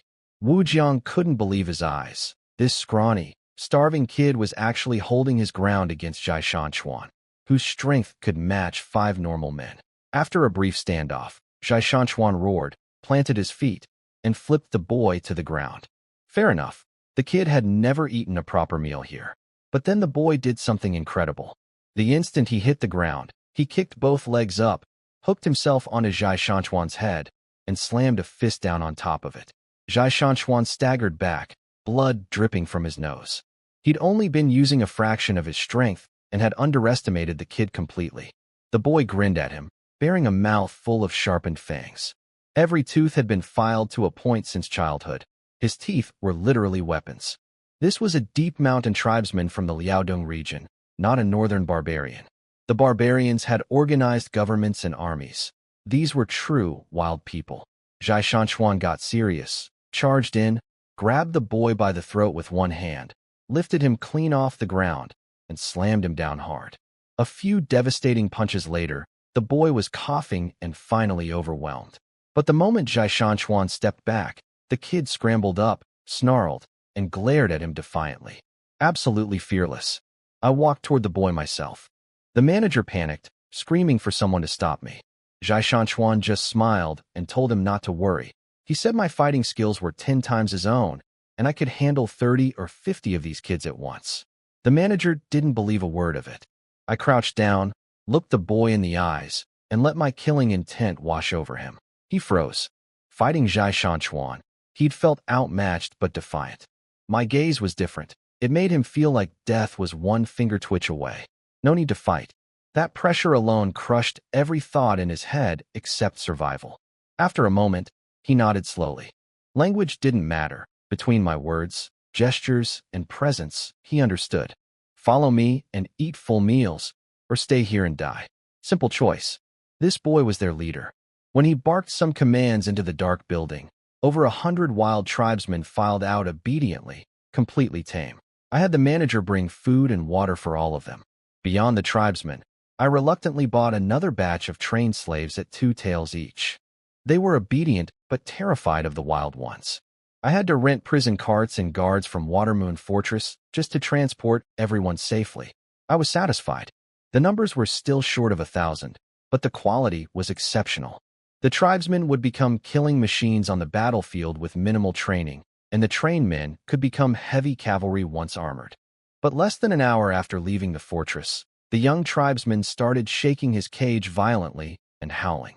I stopped the guards from whipping him and rode over to ask what was wrong. He made desperate sounds, and suddenly rustling came from every direction. Dozens of figures emerged from the grass and trees. Primitive warriors with stone-tipped spears, animal skin clothing, and faces painted in wild colors. They stared at the prison carts with murderous eyes. These wild people had us completely surrounded. Primitive warriors with stone spears, animal skin clothes, and painted faces. The guards from Watermoon Fortress panicked instantly. I shouted for everyone to stay calm. The tribesmen couldn't attack recklessly because their 100 kinsmen were still locked in our prison carts. Then the young leader lowered his voice, calmed his people, brushed the hair from his face, and struggled to speak. Release me. It's okay. So he could actually talk. I smiled and unlocked his cage. He jumped out, comforted his caged tribesmen, then bounded away like a monkey to meet his people. Wu Jiang rode up worried about losing 100 taels worth of slaves. I wasn't concerned. I had preparations. I pulled out one of my grenades. Wu Jiang had no idea what it was, just a small clay pot. I told him it was called hand thunder, and one could take out dozens of them. He took me literally and nearly shook with fear. In this era, people didn't understand lightning and thunder terrified everyone at a primal level. When I casually said mine was even more powerful than real thunder, the way he looked at me changed completely. Good. If my own people were intimidated, the enemy would be too. Arguing erupted in the distance. The boy came back with an older man, clearly his father. The chief wore a tiger skin, carried a bone knife made from wild boar leg, and had fox and wolf tails hanging from his spear. He glared at me with nothing but rage in his eyes. The boys stuttered out that they wanted to trade their most precious possession, the chief's tiger skin, for their people's freedom. The tiger skin was their tribe's symbol of honor and identity. The chief was already reaching to remove it. I refused flatly. The tiger skin had a price. These warriors were priceless. I told the boy they were my property now. I'd paid for them. Their tribesmen needed to leave, or they'd all die. The boy understood and tried to explain to his father. The boy respected me as a strong warrior. In their culture, strength earned respect, and disputes between warriors were settled with honor. But the chief saw that we were outnumbered and wanted to take his people by force. That must have been what they'd been arguing about. When the chief heard my answer, his fury exploded. He raised his weapon and his entire tribe readied their arrows. The chief drew his bone knife, let out a war cry, and charged at me. The boy grabbed him around the waist, trying to hold him back. Zhai Shanchuan reacted instantly, grabbing Wu Jiang and pulling him to safety. Smart move, since Wu Jiang couldn't fight. He knew I didn't need protection. The situation erupted. Arrows started flying like rain. I ducked behind a prison cart, pulled out my fire striker and a grenade, lit the fuse, and threw it toward them by instinct. My improved grenades had shorter fuses now. They practically exploded on impact. The blast behind me was deafening. Horses screamed, tribesmen howled. Even Wu Jiang and Zhai Shanchuan were shaking from the noise. I threw two more for good measure. The second and third explosions killed several warriors outright. This wasn't just about fighting them off. It was about breaking their spirit. If I didn't crush their defiance now, they'd never be controllable. The chief wailed over his fallen people. The boy stepped forward, struggling with the words, "Stop. We surrender." I stood up slowly. Smoke drifted across a silent battlefield. Every single person, caged tribesmen, wild warriors in the trees, guards, drivers, was flat on the ground trembling. The chief and his son knelt before me. In their eyes, I was a god. The boy crawled to my feet, hands folded, begging forgiveness. We were wrong. Great God, please don't punish us. I grabbed his hair and pulled his head up. I'm not a god, but I'm more powerful than any god you worship. Obey and live well. Resist and die. Understand? He nodded frantically, ran to his father, then came back. Our chief asked you to grant us land, to live on. Our whole tribe will follow you. I asked how many people they had. He pointed at the prison carts, over 200 people, and held up 4 fingers. For times that, around 800 to 1,000 people. A large tribe. I agreed. Land was the one thing I had plenty of. Their warriors would serve me, and their people could sustain themselves while contributing resources. It was too good to pass up. We arranged for the chief to take the wounded and dead back to their territory, while a few scouts would follow me to inspect the new settlement. The chief also made an important decision. Since he brought divine punishment upon his people by not listening to his son, he stepped down as chief on the spot and passed leadership to the boy. I ordered the surviving Water Moon guards and drivers to keep their mouths shut about everything they'd seen. With the tribesmen now completely obedient, we didn't need the prison carts anymore. The other 100-plus trained slaves were too terrified to make a sound. I marched nearly 300 people back to the village, arriving 2 days later. I gave the tribe the land between Shango Village and the Water Fortress, riverfront territory with farmland, mountains, and hunting forests. Then, without resting, I hit the road again. There were 4 major slave camps across Yuzhou. I visited them all, buying until I'd assembled 700 men. The remaining 300 came from the tribal warriors. 1,000 soldiers total. During training, I discovered something incredible about the tribesmen. They were naturally gifted, immense strength, fearless on horseback, and deadly accurate with bows. I'd avoided cavalry training because it normally took too long, but these people mounted horses as naturally as breathing. Their riding skills rivaled the northern barbarians. Combined with their savage fighting instinct, they'd be unstoppable on a battlefield. I gave the order. From now on, everything the tribesmen did, every drill, every exercise, would be done on horseback. Eating and sleeping were the only exceptions. I ordered Tian Laoba to pick out 300 battle-ready horses from the ranch, 1 for each tribesman. I never imagined my dream of building a cavalry would come together like this. These hunters already knew how to coordinate and surround prey as a group, so I barely needed to teach them tactics. I just gave orders, and they figured out the rest. After 2 or 3 days of training, they were already better than ordinary cavalry. A few days later, the chief arrived with the entire tribe, over 1,000 people including women, children, and elderly. They were happy with the land I'd assigned them. Their arrival pushed Shinha Crossing's population to its highest point yet. Feeding everyone was becoming a serious problem, especially the 700 slave soldiers who depended entirely on me. Thankfully, the 5 bandit leaders at the water fortress had started ice fishing using my method and sent over 200 jin of fish on the first day alone. They kept their word. After feeding themselves, everything else came to me. I needed to get this 1,000-man army battle-ready fast, then sweep the surrounding bandits and barbarian camps to restock our food and weapons. The next day, I went to check on the bed crossbows.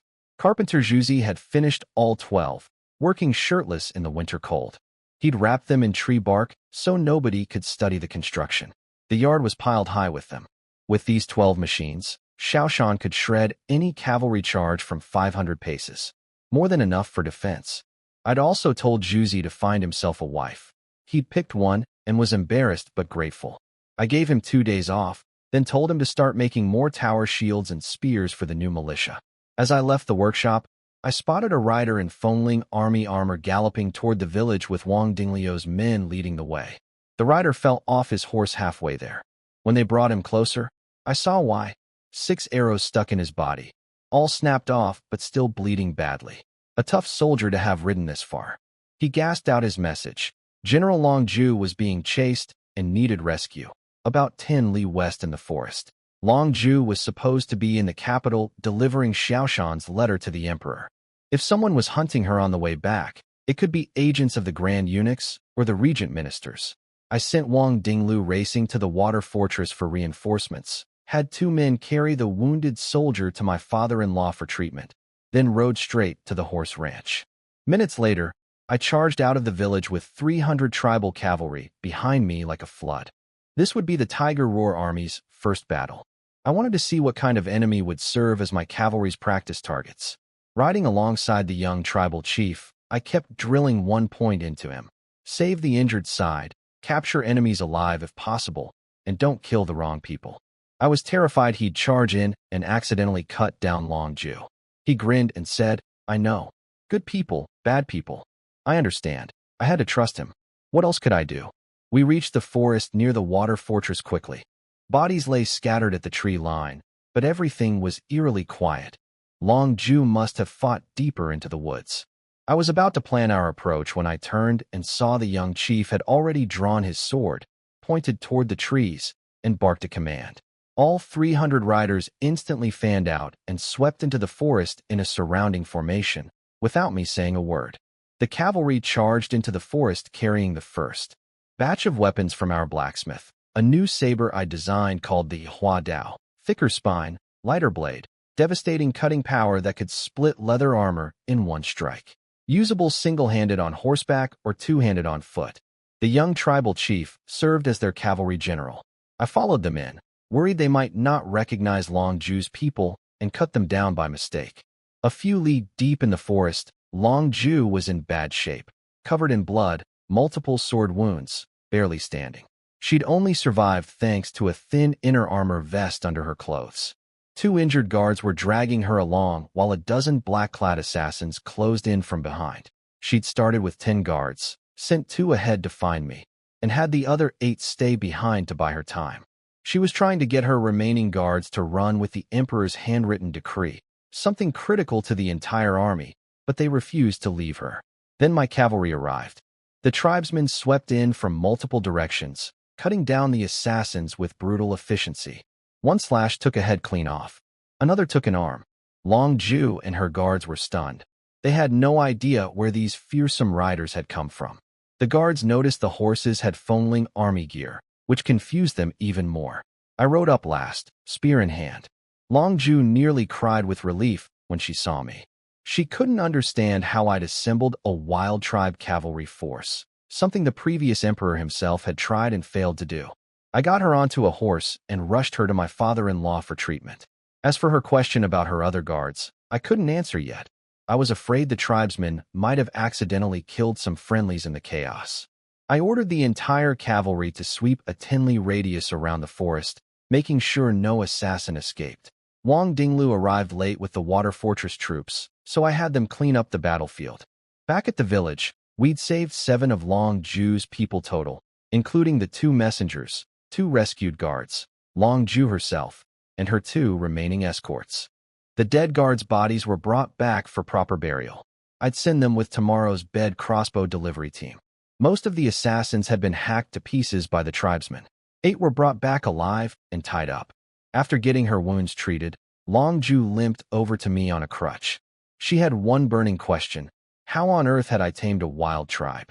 Long Ju kept pressing me about the tribal cavalry. She knew how powerful they were and was already scheming to recruit more for the Fengling army. I told her it was just luck. She didn't believe me for a second and threatened to report everything to the general. That gave me an idea. She loved tattling. She'd set me up at the brothel before, and now she wanted to run to Xiaoshan again.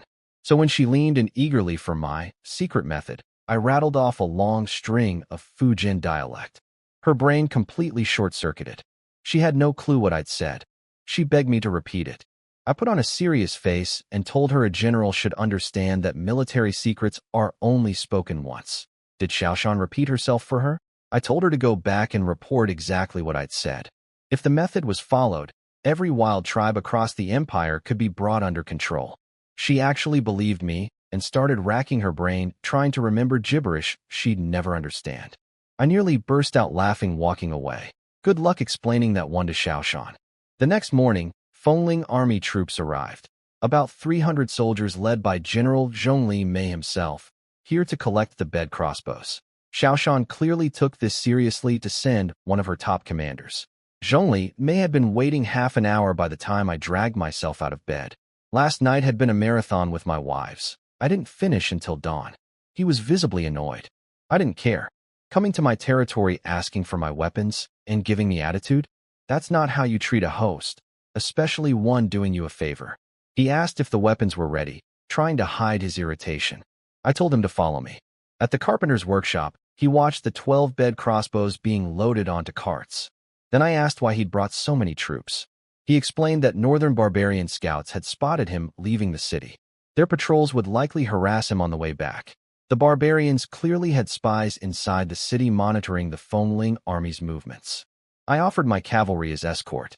Zhongli Mei glanced at me skeptically. He said his own riders were elite veterans. He was worried my men would slow them down. Not rudely, but the meaning was clear. He didn't think village militia could keep up with real soldiers. I smiled and told him I had 300 cavalry ready to go. His expression changed instantly. He agreed, but made his battle plan clear. If they ran into the barbarian army, he'd hold the enemy while I took the crossbows and ran. He obviously didn't believe my rabble could actually fight. In his mind, training villagers to stay on a horse without falling off would already be an achievement. I didn't argue. My real concern was making sure those 12 crossbows didn't fall into enemy hands. Then I told him I had one more matter to discuss. I told Zhongli Mei about rescuing Long Ju from the assassins. He was grateful. Long Ju was the eldest of the 4 generals, and they were close. He agreed she should stay at my village to recover while he took the emperor's decree back. Before we set out, I'd given the young tribal chief a proper name. His tribe worshipped wolves as their totem, so I named him Lu Lang, Wolf, with my own surname. He was now officially my cavalry general. When Zhongli Mei saw my 300 riders were all wild tribesmen, he was stunned. He admitted they looked skilled on horseback, but still doubted their real combat ability. I told him not to worry. We formed up, Fengling army in front, my cavalry behind, flanks covered, and moved onto the main road. Past Wenhuang County, Zhongli Mei halted the column. Something felt wrong. He suspected an ambush ahead on the wide road leading to Tianyong City. I listened carefully. The forest was too quiet. No birds, no animals. I confirmed there were definitely enemies hidden in the trees. Zhongli Mei looked surprised that I could read a battlefield, not just plan strategy. He asked what we should do. I laid it out. The surrounding brush was too thin to hide horses, so the ambush in the trees had to be archers. Their cavalry would be waiting further ahead. My plan was to take my riders around behind the archers, wipe them out, then we'd hit the enemy cavalry from both sides. Zhongli Mei agreed with the plan, but balked at taking orders from me. He wanted to be the one flanking while I stayed as bait. I stared at him like he was an idiot. The barbarians had been watching him. They knew his army's armor and markings. If I sat in the open instead, they'd immediately get suspicious and wouldn't take the bait. My cavalry was unknown to them. That was the advantage. He turned red, admitted I was right, and agreed to follow my signal. But he still added that if my newly formed troops got in trouble, I should retreat and leave the rest to him. I didn't bother responding. I rode off with Lu Lang and split the cavalry into two groups, sweeping into the forest from opposite sides. These weren't dense woods, just patches of brush that my riders could tear through in minutes. Lu Lang's men hit like lightning. The barbarian archers hidden in the trees had zero time to react. My cavalry's new weapon made the difference, throwing javelins, designed to match the tribesmen's hunting instincts. They hurled them with terrifying accuracy, each one finding its target. Barbarian archers were impaled and sent flying before they could even turn around. Those who managed to reach for their bows had their heads split open by Hua Dao sabers before they could draw. The entire forest ambush was destroyed in moments. There were at least 500 barbarian archers hidden in those woods. But the first wave of javelin throws wiped out most of them, and the cavalry charge with sabers finished off another 100. The rest were trampled or scattered. Zhongli Mei was watching from a distance, itching for action, waiting for my signal that never came. He couldn't believe what he was seeing. My riders, barely days into training, were obliterating elite barbarian troops. His own battle-hardened cavalry probably couldn't match them. Meanwhile, I was strolling through the forest on foot, leading my horse like I was on a nature walk. I deliberately let my cavalry handle everything without calling Zhongli Mei in. He'd looked down on my soldiers, so I wanted him to watch and really think about whether his Fengling army riders could stand against my wolf cavalry. After about 15 minutes, the forest was cleared. Lu Lang chased down the stragglers while I rode back to Zhongli Mei. He was still exactly where I'd told him to stay. Disciplined, I'll give him that. He asked where my signal had been. I smiled and told him I'd forgotten in all the excitement. Then I added that I'd thought about calling him, but since I was just a lowly village chief, ordering a third-rank imperial general around might upset him. So I decided to clear the path myself instead. That stung. He went quiet, then bowed and apologized sincerely for being narrow-minded. When I offered him the next fight, barbarian cavalry waiting ahead, and said I wasn't the type to hog glory, he apologized again and asked me to fight alongside him this time.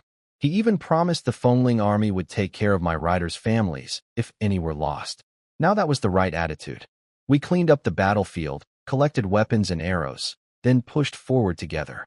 100-odd barbarian cavalry appeared ahead. We crushed them easily. My riders came through virtually untouched, a few scratches at most. Scouts reported another 500 barbarian riders trailing us, but keeping their distance. I told Lu Lang to ignore them unless they attacked.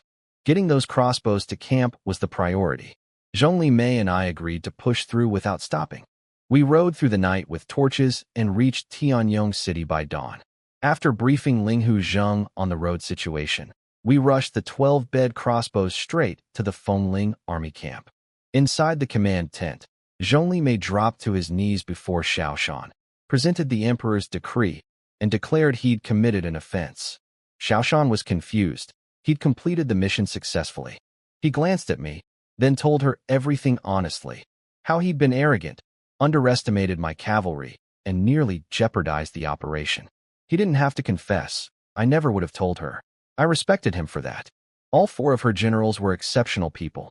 Xiaoshan sentenced him to 50 strikes and 1 month's pay docked. Then her eyes softened as she turned to me. She fired off questions. Was my tribal cavalry really that fierce?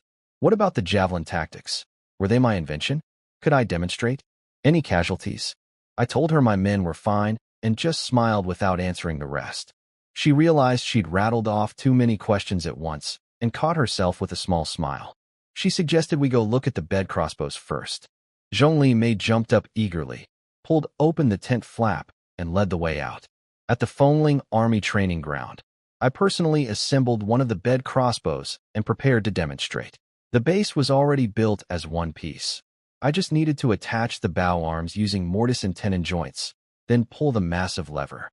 Wooden gears clicked into place as the giant crossbow spread open.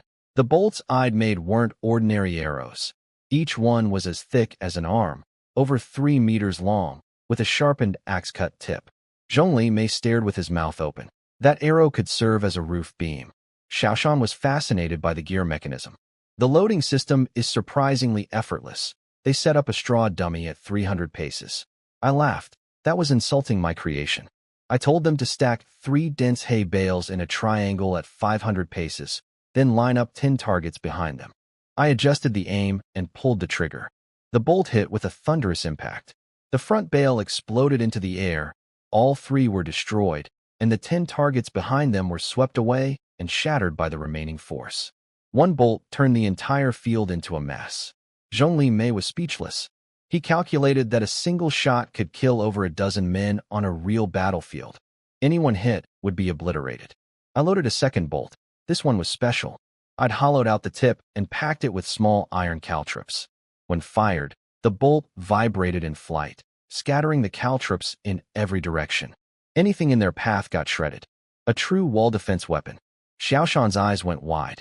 She'd already followed my earlier advice and had thousands of caltrops cast, plus collected donated iron from civilians. She was seeing my ideas come together in practice. Then I loaded a third bolt, hollowed out and filled with quicklime, a byproduct from iron smelting. Sealed inside, quicklime explodes on impact. It's specifically designed to blind cavalry horses and riders. When this bolt hit the target, it burst into a massive white cloud that blanketed the area for several li. Xiaoshan was surprised. Quicklime was considered a street fighter's dirty trick, not a military weapon. Zhongli Mei admitted he'd heard of people throwing it in someone's face, but weaponizing it on this scale was something only I would think of.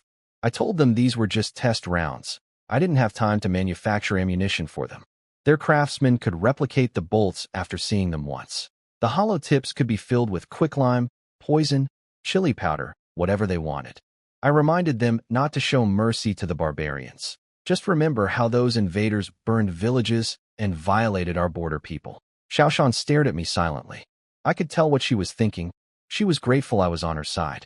A man with my mind as her enemy would mean the fall of Tianyong City in minutes.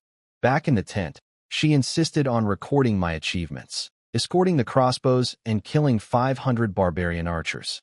I refused flatly. I knew her game. Record a merit, give me an honorary general title, and then she'd have a legitimate excuse to take my weapons and technology. Not a chance. I asked her to take good care of Long Ju while she recovered, and said I'd send an escort when she was ready to travel. Xiaoshan thanked me sincerely. Long Ju was her most important deputy, a third-rank general decorated with countless achievements. I grinned and called her wifey, saying she didn't need to be so polite with her own husband. Her people were my people too. Her expression changed instantly. Zhongli Mei was still in the tent when I called Xiaoshan wifey. He nearly burst out laughing but quickly pretended to be staring at the ceiling. Xiaoshan was furious. I'd embarrassed her in front of her subordinate again. She reminded him about his 50 strikes, and he practically sprinted out of the tent, grateful for the excuse to escape. The moment he left, she slammed the table. But then she remembered what happened last time she got loud with me in this tent, the forced kiss, and immediately lost her nerve. She scolded me about being inappropriate in her command center. If word spread, how could she maintain authority over thousands of soldiers? I grinned and asked if she thought all my crossbows and strategies came free. Before I could make my move, a soldier announced that Generals Linghu Chongshan and Linghu Yuanshan were requesting entry. My 2 future brothers-in-law. Terrible timing as always. Xiaoshan told me to go meet them since they were actually here for me. She needed time alone to think about battle plans. I touched her hair gently and told her not to worry about defeating the enemy. I'd handle it. After I left, she opened the Emperor's decree. Just 4 words. Why not kill him? Her hands trembled. She'd sent a secret letter to the Emperor through Long Ju, reporting that she'd found the person Director Li had prophesied, the one carrying the dynasty's fate. She hadn't named me specifically or given details. She'd only said the person was found and under her control. Reporting was her duty as a loyal subject, but protecting me was her duty as the woman who loved me. Her plan was to let me build military achievements in the coming battle, then petition the emperor for leniency. If it failed, she'd take the blame for deceiving the throne, a crime punishable by death. She called for guards and ordered all the captured assassins from the Wanhuan County attack to be executed immediately. Then she had them pick a suitable head, box it up, and send it to the capital by express courier to satisfy the emperor's demand. Meanwhile, the two Linghu brothers walked with me through camp. They wanted to resign their fourth-rank positions in the Fengling army and join my militia as low-ranking officers. I thought they'd lost their minds. They were central commanders who could lead thousands in battle. Why trade that for a village militia with no imperial salary? They explained, as Linghu family members, they'd never be promoted beyond their current rank. The court was suspicious of their family, and if they held independent command, political enemies would attack. Their ceiling was fixed. I guessed the truth. This was their father's arrangement. They admitted it sheepishly. Linghu Zheng believed I was the only person who could protect the Linghu family if things went wrong. The brothers wanted to learn from me, grow alongside my forces, and ensure the family's survival no matter what happened to Tianyong City or Shaoshan. I agreed to take the two brothers. Having experienced generals join my forces was a huge benefit. I had plenty of fighters, but few proper military leaders. Training 1,000 soldiers by myself was impossible, and these two were family, completely trustworthy. Eventually, I'd need reliable people to handle sensitive military projects without me doing everything personally. I warned them there'd be no salary. Sometimes I couldn't even guarantee drinking money. They laughed it off. What they really wanted was to learn from me. Somehow my militia had turned into their personal military academy. They packed up and followed me back to the village, choosing to sleep in the barracks with the regular soldiers to bond faster. Over the next few days, I had them lead training exercises, then sent them out to clear bandit camps for real combat practice. I only gave pointers without micromanaging. They were veteran battlefield commanders who improved rapidly with just a few tips. Soon I handed full control of daily operations to them. With 1,000 soldiers, we weren't a major army, but we were more than enough for the surrounding bandits and barbarian outposts. Cart after cart of supplies rolled back to the village. Weapons, provisions, filling every warehouse. We also picked up civilians and craftsmen along the way. I need plenty of both for building up Shina Crossing. New Year was approaching. Our population had passed 2,000. Every house in both villages was occupied. Mu Wanqing came in carrying new clothes she'd made for the family and asked if the men could have a few days off for the holiday. Everyone had been working nonstop for 3 months. She handed me a pair of shoes she'd made. They fit perfectly. I pulled her close, and before she could react, I slipped a jade bracelet onto her wrist. I'd found it during a raid. Exquisite quality, worth a fortune. She gasped with delight, but worried the other wives would be jealous. I told her everyone was getting one. Then I noticed we were alone in the house. One thing led to another. She protested that it was daytime, begged me to hurry before the others came home, and worried about Wu Xiangyue catching us. Lu Yin came back from an errand, heard the commotion through the door, turned bright red, and stationed herself outside as a lookout, trembling with her own feelings stirred up. She'd only been with me twice. She knew exactly how intense things could get. Then Wu Xiangyue strolled in from the training grounds, whip in hand, fresh from beating up Linghu Chongshan in a sparring match. She'd been challenging the two brothers daily. They'd started hiding from her. She spotted Lu Yin standing rigid and blushing at the door, heard the sounds from inside, and her face went red too. Wu Xiangyue grabbed Lu Yan's wrist and declared that tonight I was going to Lu Yan's room. No discussion. Lu Yin was too embarrassed to speak. That evening, the wives ganged up and sent me to her. In the middle of the night, I noticed her room was freezing, so I carried her to the main house to sleep where it was warmer. The next morning, I took Mu Wanqing's advice and gave everyone 3 days off before New Year. I announced a grand feast for all 2,000 people in Shina Crossing. We had plenty of food from raiding bandit camps, dozens of wild boars, deer, rice, flour. For 3 days, everyone ate as much as they wanted. On New Year's Eve, I handed out over 200 taels and bonuses based on everyone's contributions. Zhang Tizui delivered the highlight, a masterwork suit of armor he and his wife had worked day and night to finish. Then, just as darkness fell, a lone rider burst through the snowstorm. Northern barbarians have launched a surprise attack. I dropped my cup. Everyone froze. The Linghu brothers shot to their feet. If Tianyong City fell, barbarian cavalry would sweep straight through Yuzhou. The messenger reported 20,000 barbarians surrounding the city without attacking directly, while smaller forces raided the countryside, killing everyone they found. I cursed them and opened Xiaoshan's letter. She explained the situation. The emperor had purged over 30 officials suspected of aiding the enemy. The barbarian supply lines were completely cut, so they'd launched a desperate all-out assault. She'd sent for reinforcements, 3 to 5 days out. She needed me to protect the civilians and hold the line until help arrived. I studied Wujiang's map. South of Tianyong City, there were only 2 routes, a mountain pass and the river. The river's key point was our water fortress at the Seven River Junction. Starving barbarians would raid southward for food, and Xinhe Crossing sat right in their path. I started giving orders. The Linghu brothers would march with me. Wu Xiangyue and Lin Xiaoxi would stay behind to guard the home territory. If things got desperate, everyone should retreat to the water fortress.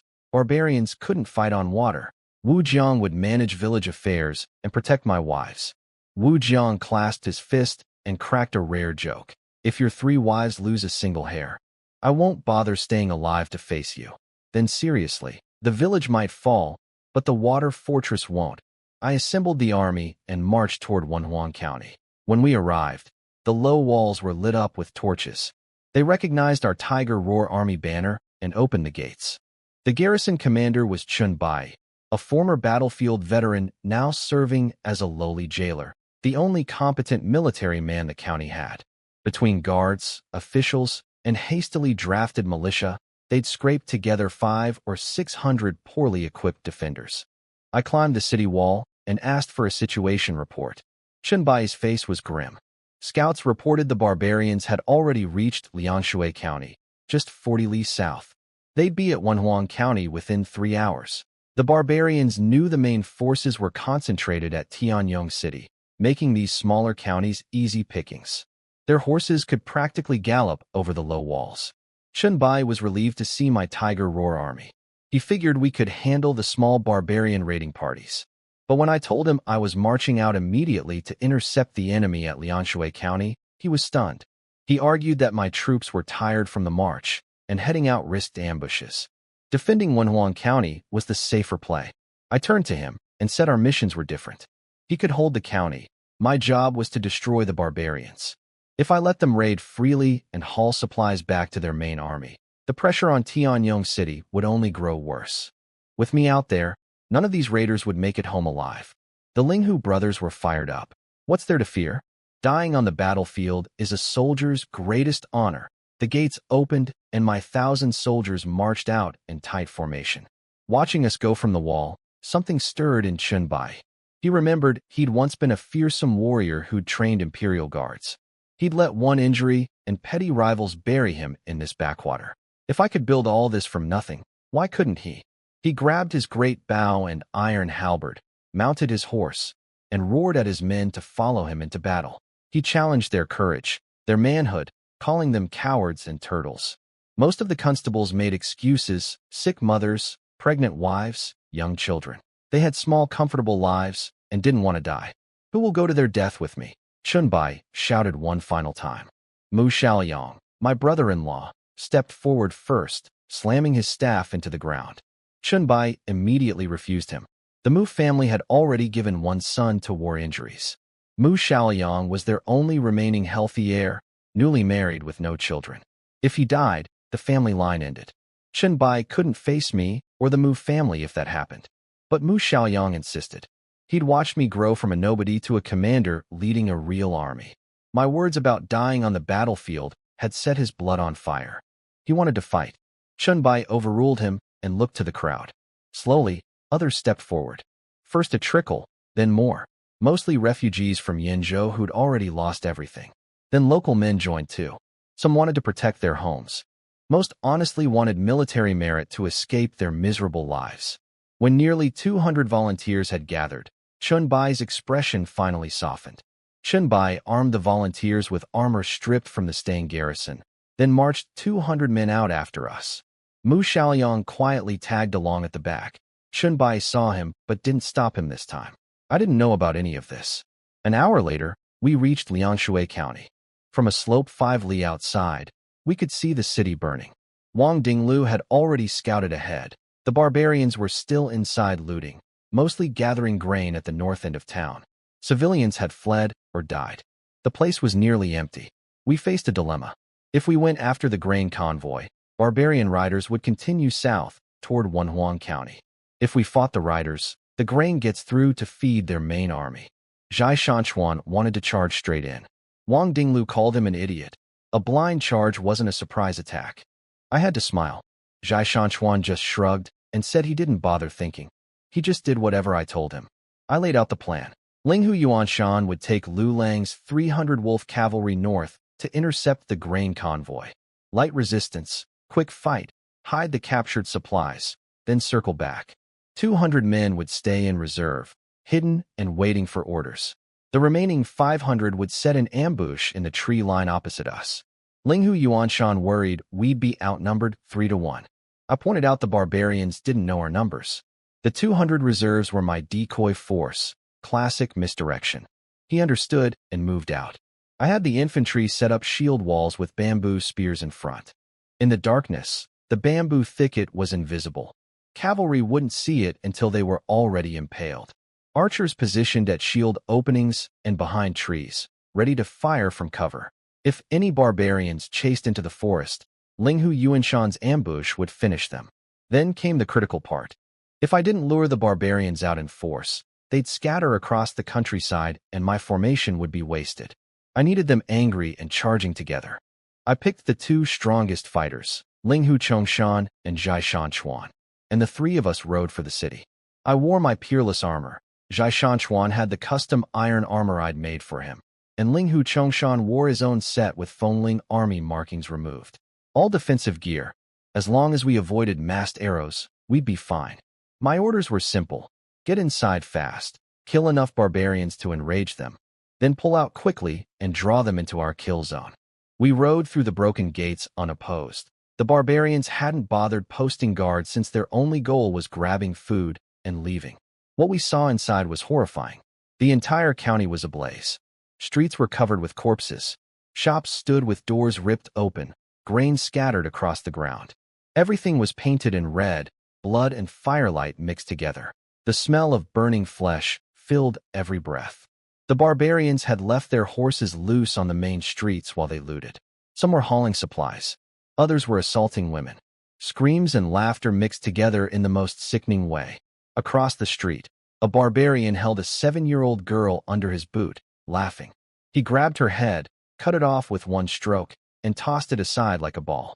Linghu Chongshan and Zhai Shanchuan wanted to kill him immediately. I stopped them cold. We couldn't lose focus. Our mission was to lure them out. Liangshui County was already lost. We couldn't save these people. But if we didn't stop the barbarians here, Wenhuang County and our own base would be next. Don't sacrifice the greater goal for a smaller one. I ordered them to kill horses instead. Zhai Shanchuan roared a challenge that echoed through the streets like thunder, drawing barbarians from every direction. He carved through them with his saber, while Linghu Chongshan's halberd cut down men and horses together. We slaughtered over 20 war horses. To the barbarians, their horses were everything. That made them furious, which was exactly what I wanted. When enough were enraged and converging on us, I ordered the retreat.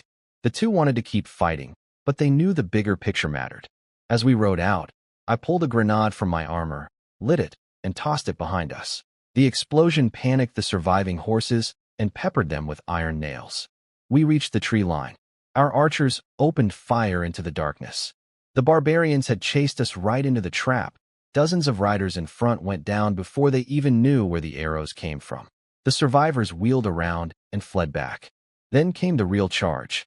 Over 1,000 barbarian cavalry assembled at the city gates and launched a full-scale attack.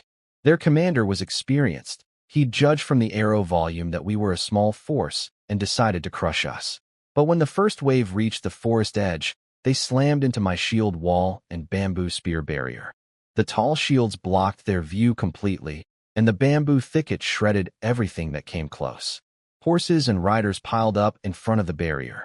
Those who fell and tried to stand were picked off by arrows from unknown positions. The first clash cost them over 500 men. They pulled back quickly. Linghu Chongshan started resetting the shield wall for another defensive round, but I stopped him. I ordered everyone into the trees and split our forces for a counterattack, trying to encircle them. The barbarian general adapted fast.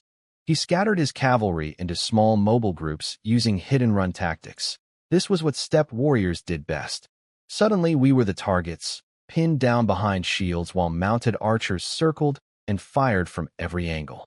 All we could do was hold behind the tower shields and wait for Lu Lang and Linghu Yuanshan to return with the wolf cavalry. That was our only card left. Then shouting erupted from behind us.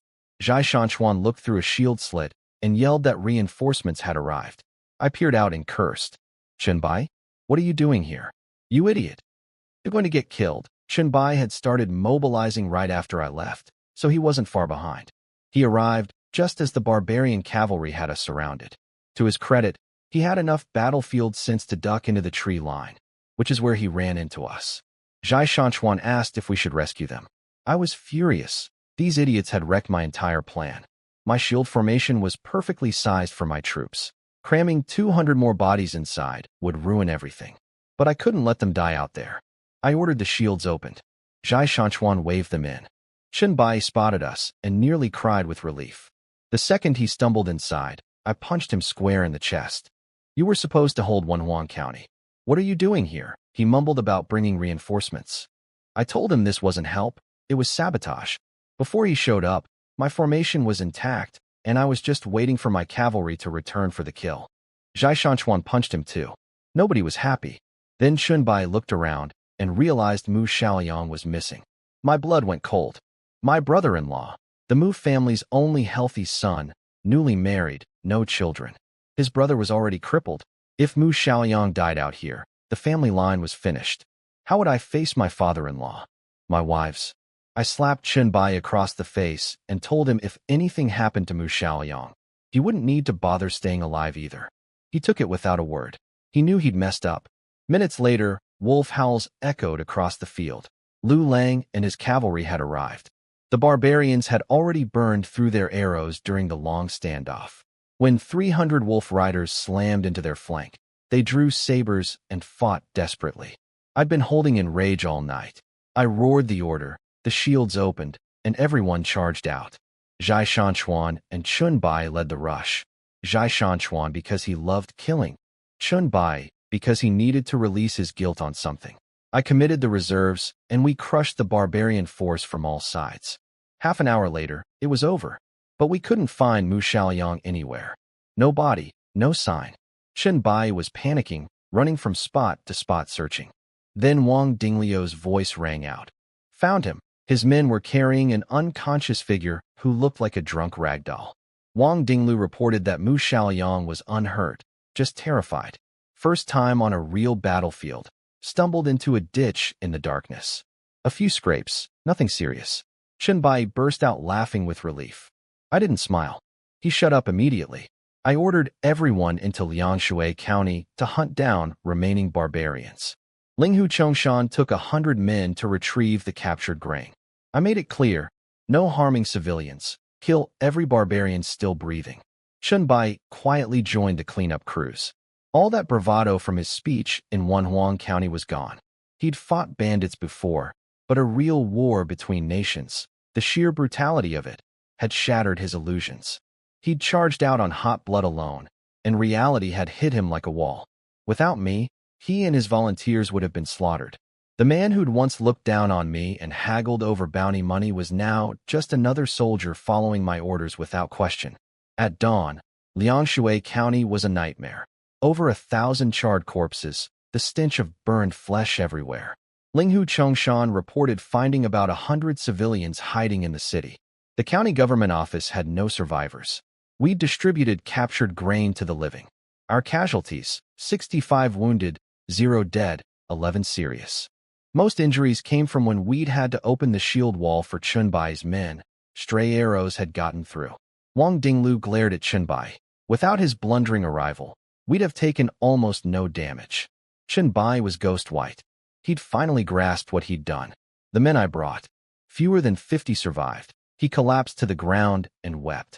Those who'd lived had only made it because they'd gotten inside our shield formation. The rest, over 150 men he'd rallied with inspiring speeches, were dead because of his reckless charge. All his past glory, his time training Imperial Guards, shattered in one night. He finally understood. Personal bravery meant nothing in real war. I'd used 1,000 men split into 3 groups to annihilate twice our number. He'd brought 200 and gotten most of them killed within minutes. I told him what's done is done. Then he stood up, wiped his tears, and begged to join my army, even as the lowest soldier. He said he owed those 150 dead men, and he needed to kill enough barbarians to settle that debt. I told him it wasn't my decision alone and asked who'd take him. The Linghu brothers shook their heads. They despised his recklessness. Lu Lang and Zhai Shanchuan looked disgusted. Chun Bai dropped to his knees and turned to his last hope.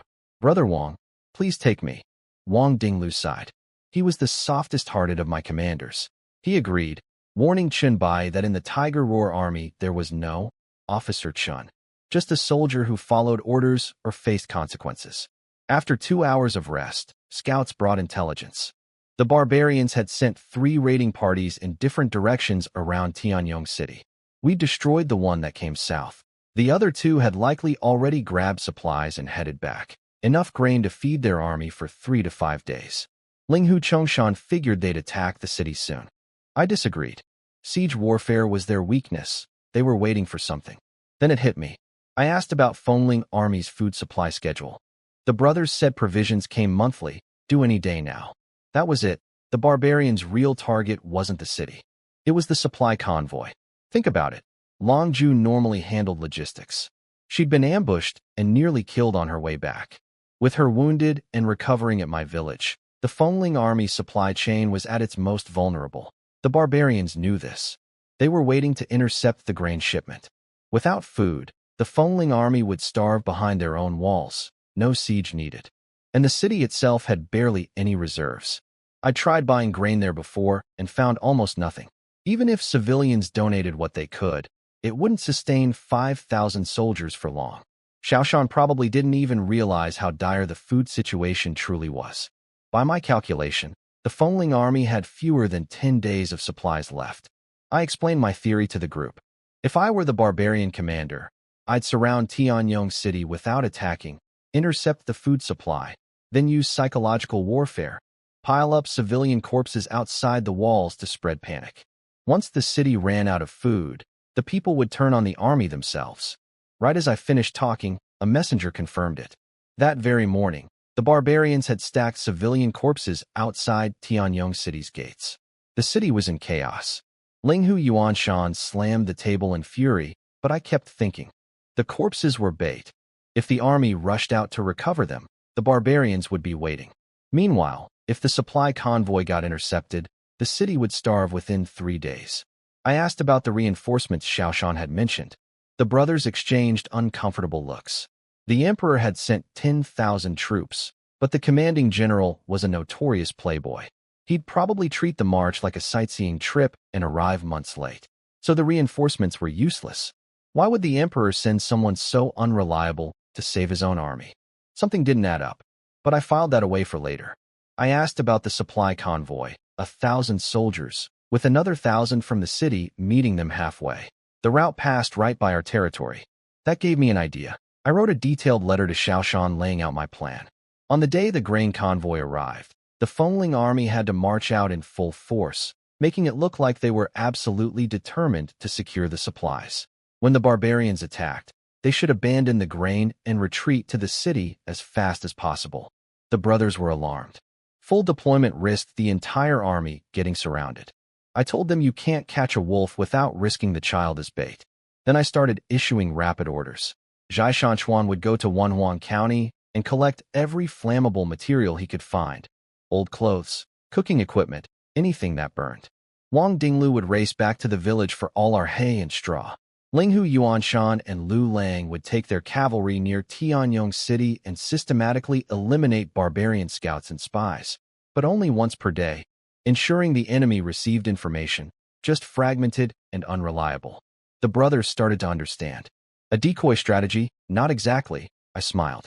The barbarians are playing the waiting game. So we'll give them exactly what they're waiting for, and then stab them in the heart. I laid out the full plan in 3 moves. The brothers worried that such bold action would provoke the entire 50,000-man army. I told them the barbarians wouldn't keep fighting once they committed their forces forward, because we'd be behind them, burning their camp to the ground. Everyone gasped.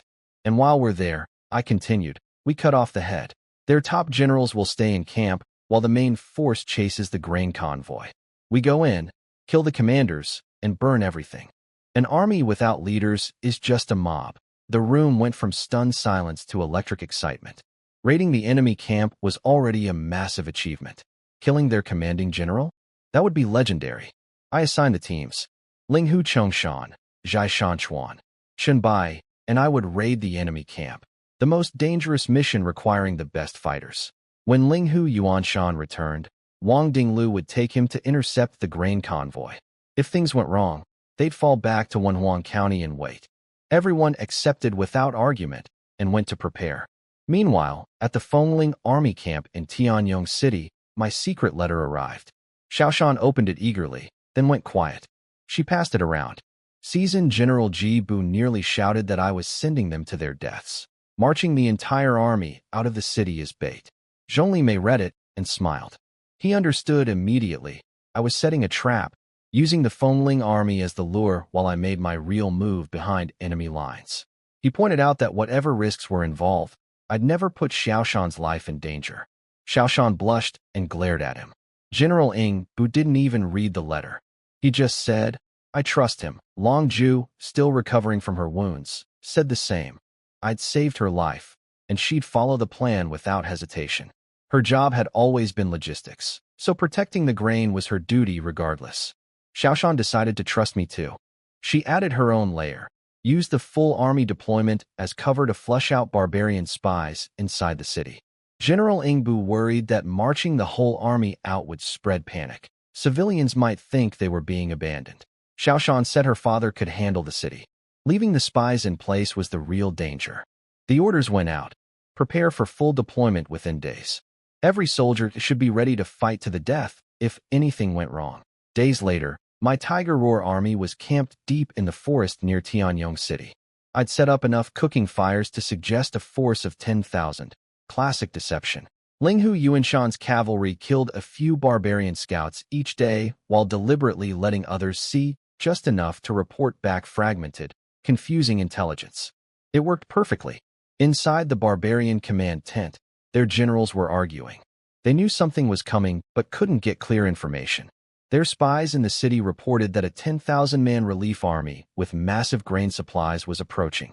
If those reinforcements merged with the Fengling army, the barbarians would lose any chance of taking the city. The barbarians had no choice. Even if it was a trap, they had to fight. Their numerical advantage, 50,000 against what they believed was 15,000, gave them confidence. Open field combat was their specialty. Letting the grain through meant total failure. After debate, they settled on a plan. Instead of stealing the grain, they'd burn it. Even if reinforcements arrived, no food meant 10,000 extra mouths to feed inside the city, which would accelerate Tianyong City's collapse. A clever strategy.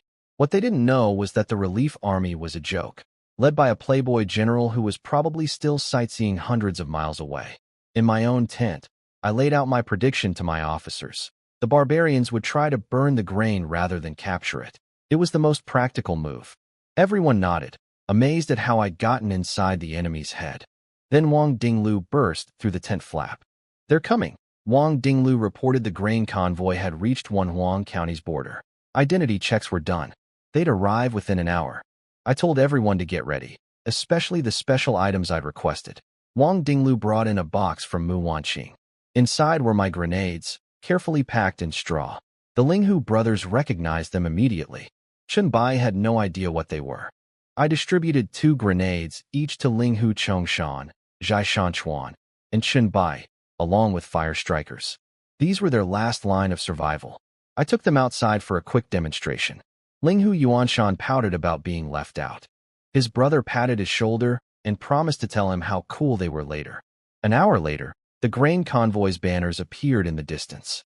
Almost simultaneously, the barbarian camp erupted. Over 20,000 riders and archers poured out, heading to intercept. This was the moment I'd been waiting for. Their camp now held only 1,000 or so old and weak soldiers. I'd already circled behind the barbarian camp with Linghu Chongshan, Chunbai, and Zhai Shanchuan. Watching the main army march away, I knew the battle on the other side had begun. Zhai Shanchuan wanted to charge immediately. I smacked his head and made everyone study the map first. The Linghu brothers had sketched the camp layout from their scouting missions. It had cost lives to gather this intelligence. The command tent belonged to the barbarian supreme commander, Hu Luqi. 18 tribal leaders' tents surrounded it, each with a deputy. Over 30 high-value targets. I assigned roles. Chunbai would use his old Imperial Guard credentials to rally the enslaved laborers inside the camp into rebellion. Linghu Chongshan would hit the 18 tribal leaders' tents, kill as many as possible. Zhai Shanchuan would come with me straight to the command tent. 1 hour, then we'd regroup. We charged in on 4 horses, fast and loud. No point hiding, speed was everything. We split up and cut down every barbarian we encountered. The camp guards couldn't even grab their weapons before they fell. Meanwhile, at Tianyong City, everything unfolded exactly as planned. The Fengling army marched out in full force. The grain convoy approached from the south. The barbarians charged to intercept. The escort troops panicked and fled into the trees, abandoning the grain. The barbarians celebrated and swarmed the convoy. Then arrows rained down, and the grain burst into flames. It had all been decoys. The Fengling army retreated behind the walls and unleashed the bed crossbows from the ramparts, devastating the confused barbarians below. The raiders who'd rushed to grab the grain stood bewildered. The enemy had surrendered the supplies without a fight, and now everything was burning. While chaos consumed both sides of the battlefield, Zhai Shanchuan and I dismounted and burst into the command tent. Inside sat over a dozen senior barbarian commanders, the leaders who'd stayed behind while their armies fought. They stared at our unfamiliar faces in total confusion. They couldn't comprehend that 2 men had just charged into the heart of the barbarian empire's military headquarters. Just 2 of us. The barbarian supreme commander, Hu Luqi, sat on his throne laughing when we burst in. He spoke perfect imperial language and complimented our bravery, 2 men daring to storm his camp. He said we had more guts than the entire Fengling army hiding behind their walls. Then he casually tore off a piece of lamb and offered us a quick death if we surrendered. I just smiled. While he was talking, I'd already mapped every person in the tent and planned my attack route. I gave Zhai Shanchuan a look and said, "You want to leave us whole bodies, but all of you are about to die." I lit 2 grenades. The barbarian generals sensed danger, but didn't understand what we were holding. Hu Luqi shouted, "Attack!" and over a dozen commanders drew their swords and charged. I laughed. They were actually clustering together, making my grenades even deadlier. I tossed both. Zhai Shanchuan threw his, and we dove out of the tent. The explosion blew the entire command tent apart. Debris and body parts rained down. Inside, the generals had been shredded by iron nails, some torn to pieces, others writhing on the ground. Zhai Shanchuan and I charged back in with our sabers and finished everyone still breathing. We tied the severed heads to our belts by the hair. I burst out holding Hu Luqi's head high, shouting that their supreme commander was dead. The surviving barbarians froze. Some charged at us for revenge, so Zhai Shanchuan threw 2 more grenades into the crowd. Then the freed slaves, over 2,000 laborers Chunbai had liberated, swarmed in from every direction with rocks, fists, even teeth. Years of rage unleashed at once. We fought our way to our horses and rode to the rendezvous.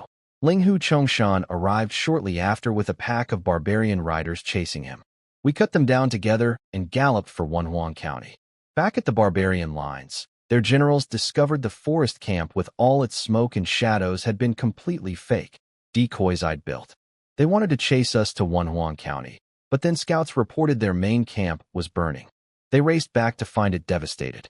The freed slaves had taken everything portable and torched the rest. The barbarians managed to save about half their supplies. Meanwhile, Zhongli Mei led the Fengling army cavalry out for a night raid, killing even more barbarians. Total enemy losses from both engagements, around 5,000 fighters, plus the incalculable damage to their camp and leadership.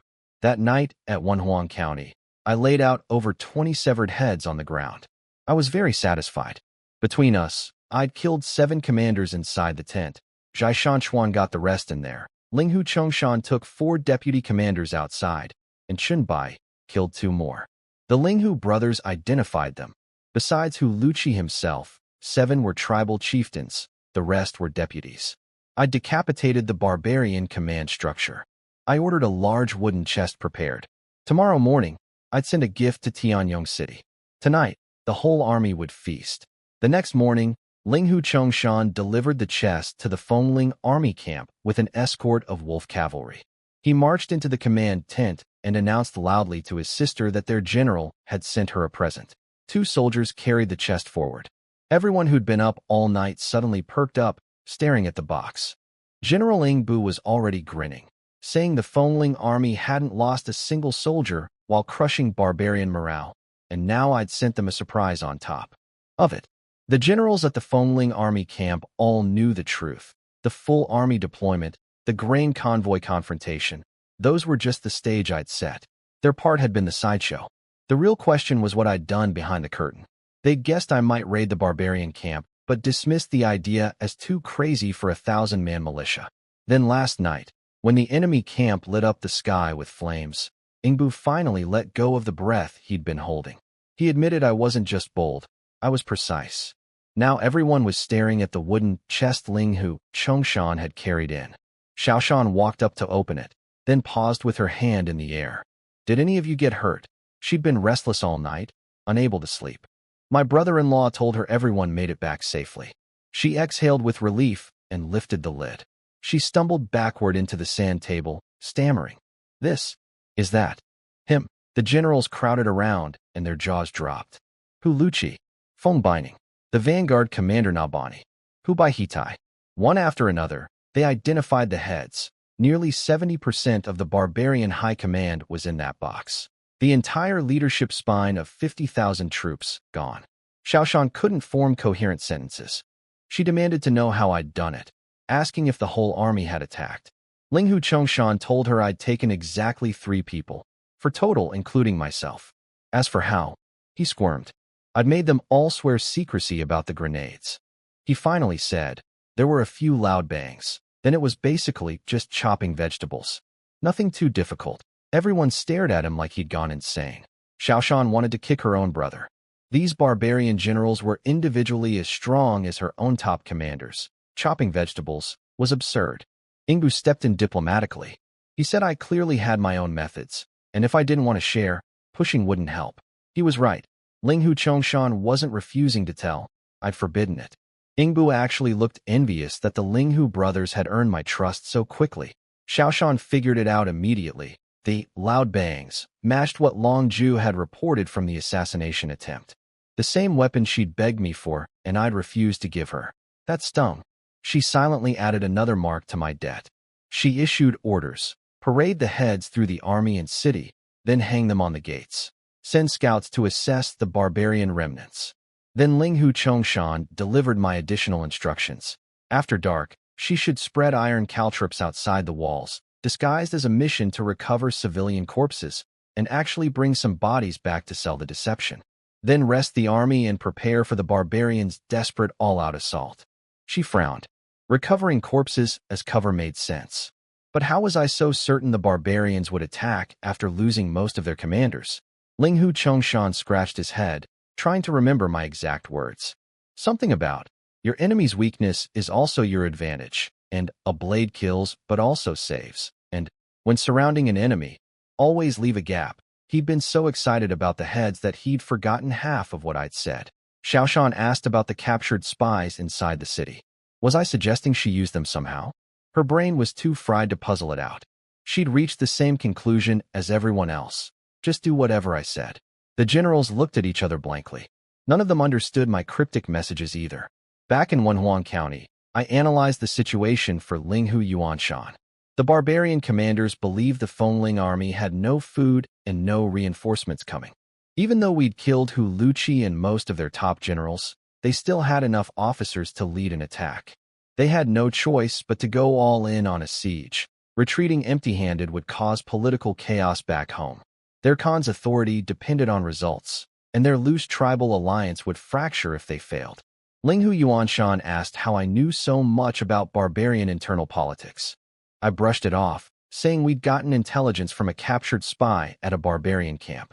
The real source was Wu Jiang, but his identity had to stay secret. The advantage was ours now.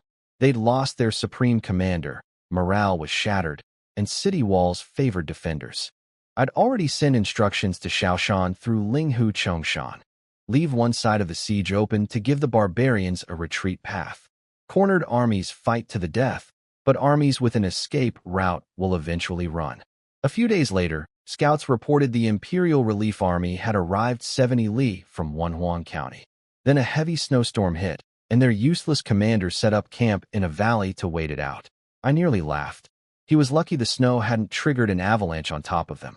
Then word came. The barbarian army had consolidated and was advancing on Tianyong City's gates. My officers asked when we'd ride to help. I shook my head. We had 1,000 Tiger Roar soldiers and 1,000 supply troops against at least 30,000 attackers. Charging in was suicide. Besides, I'd already given Xiaoshan the caltrops and other tools. Let the barbarians grind themselves against those defenses first.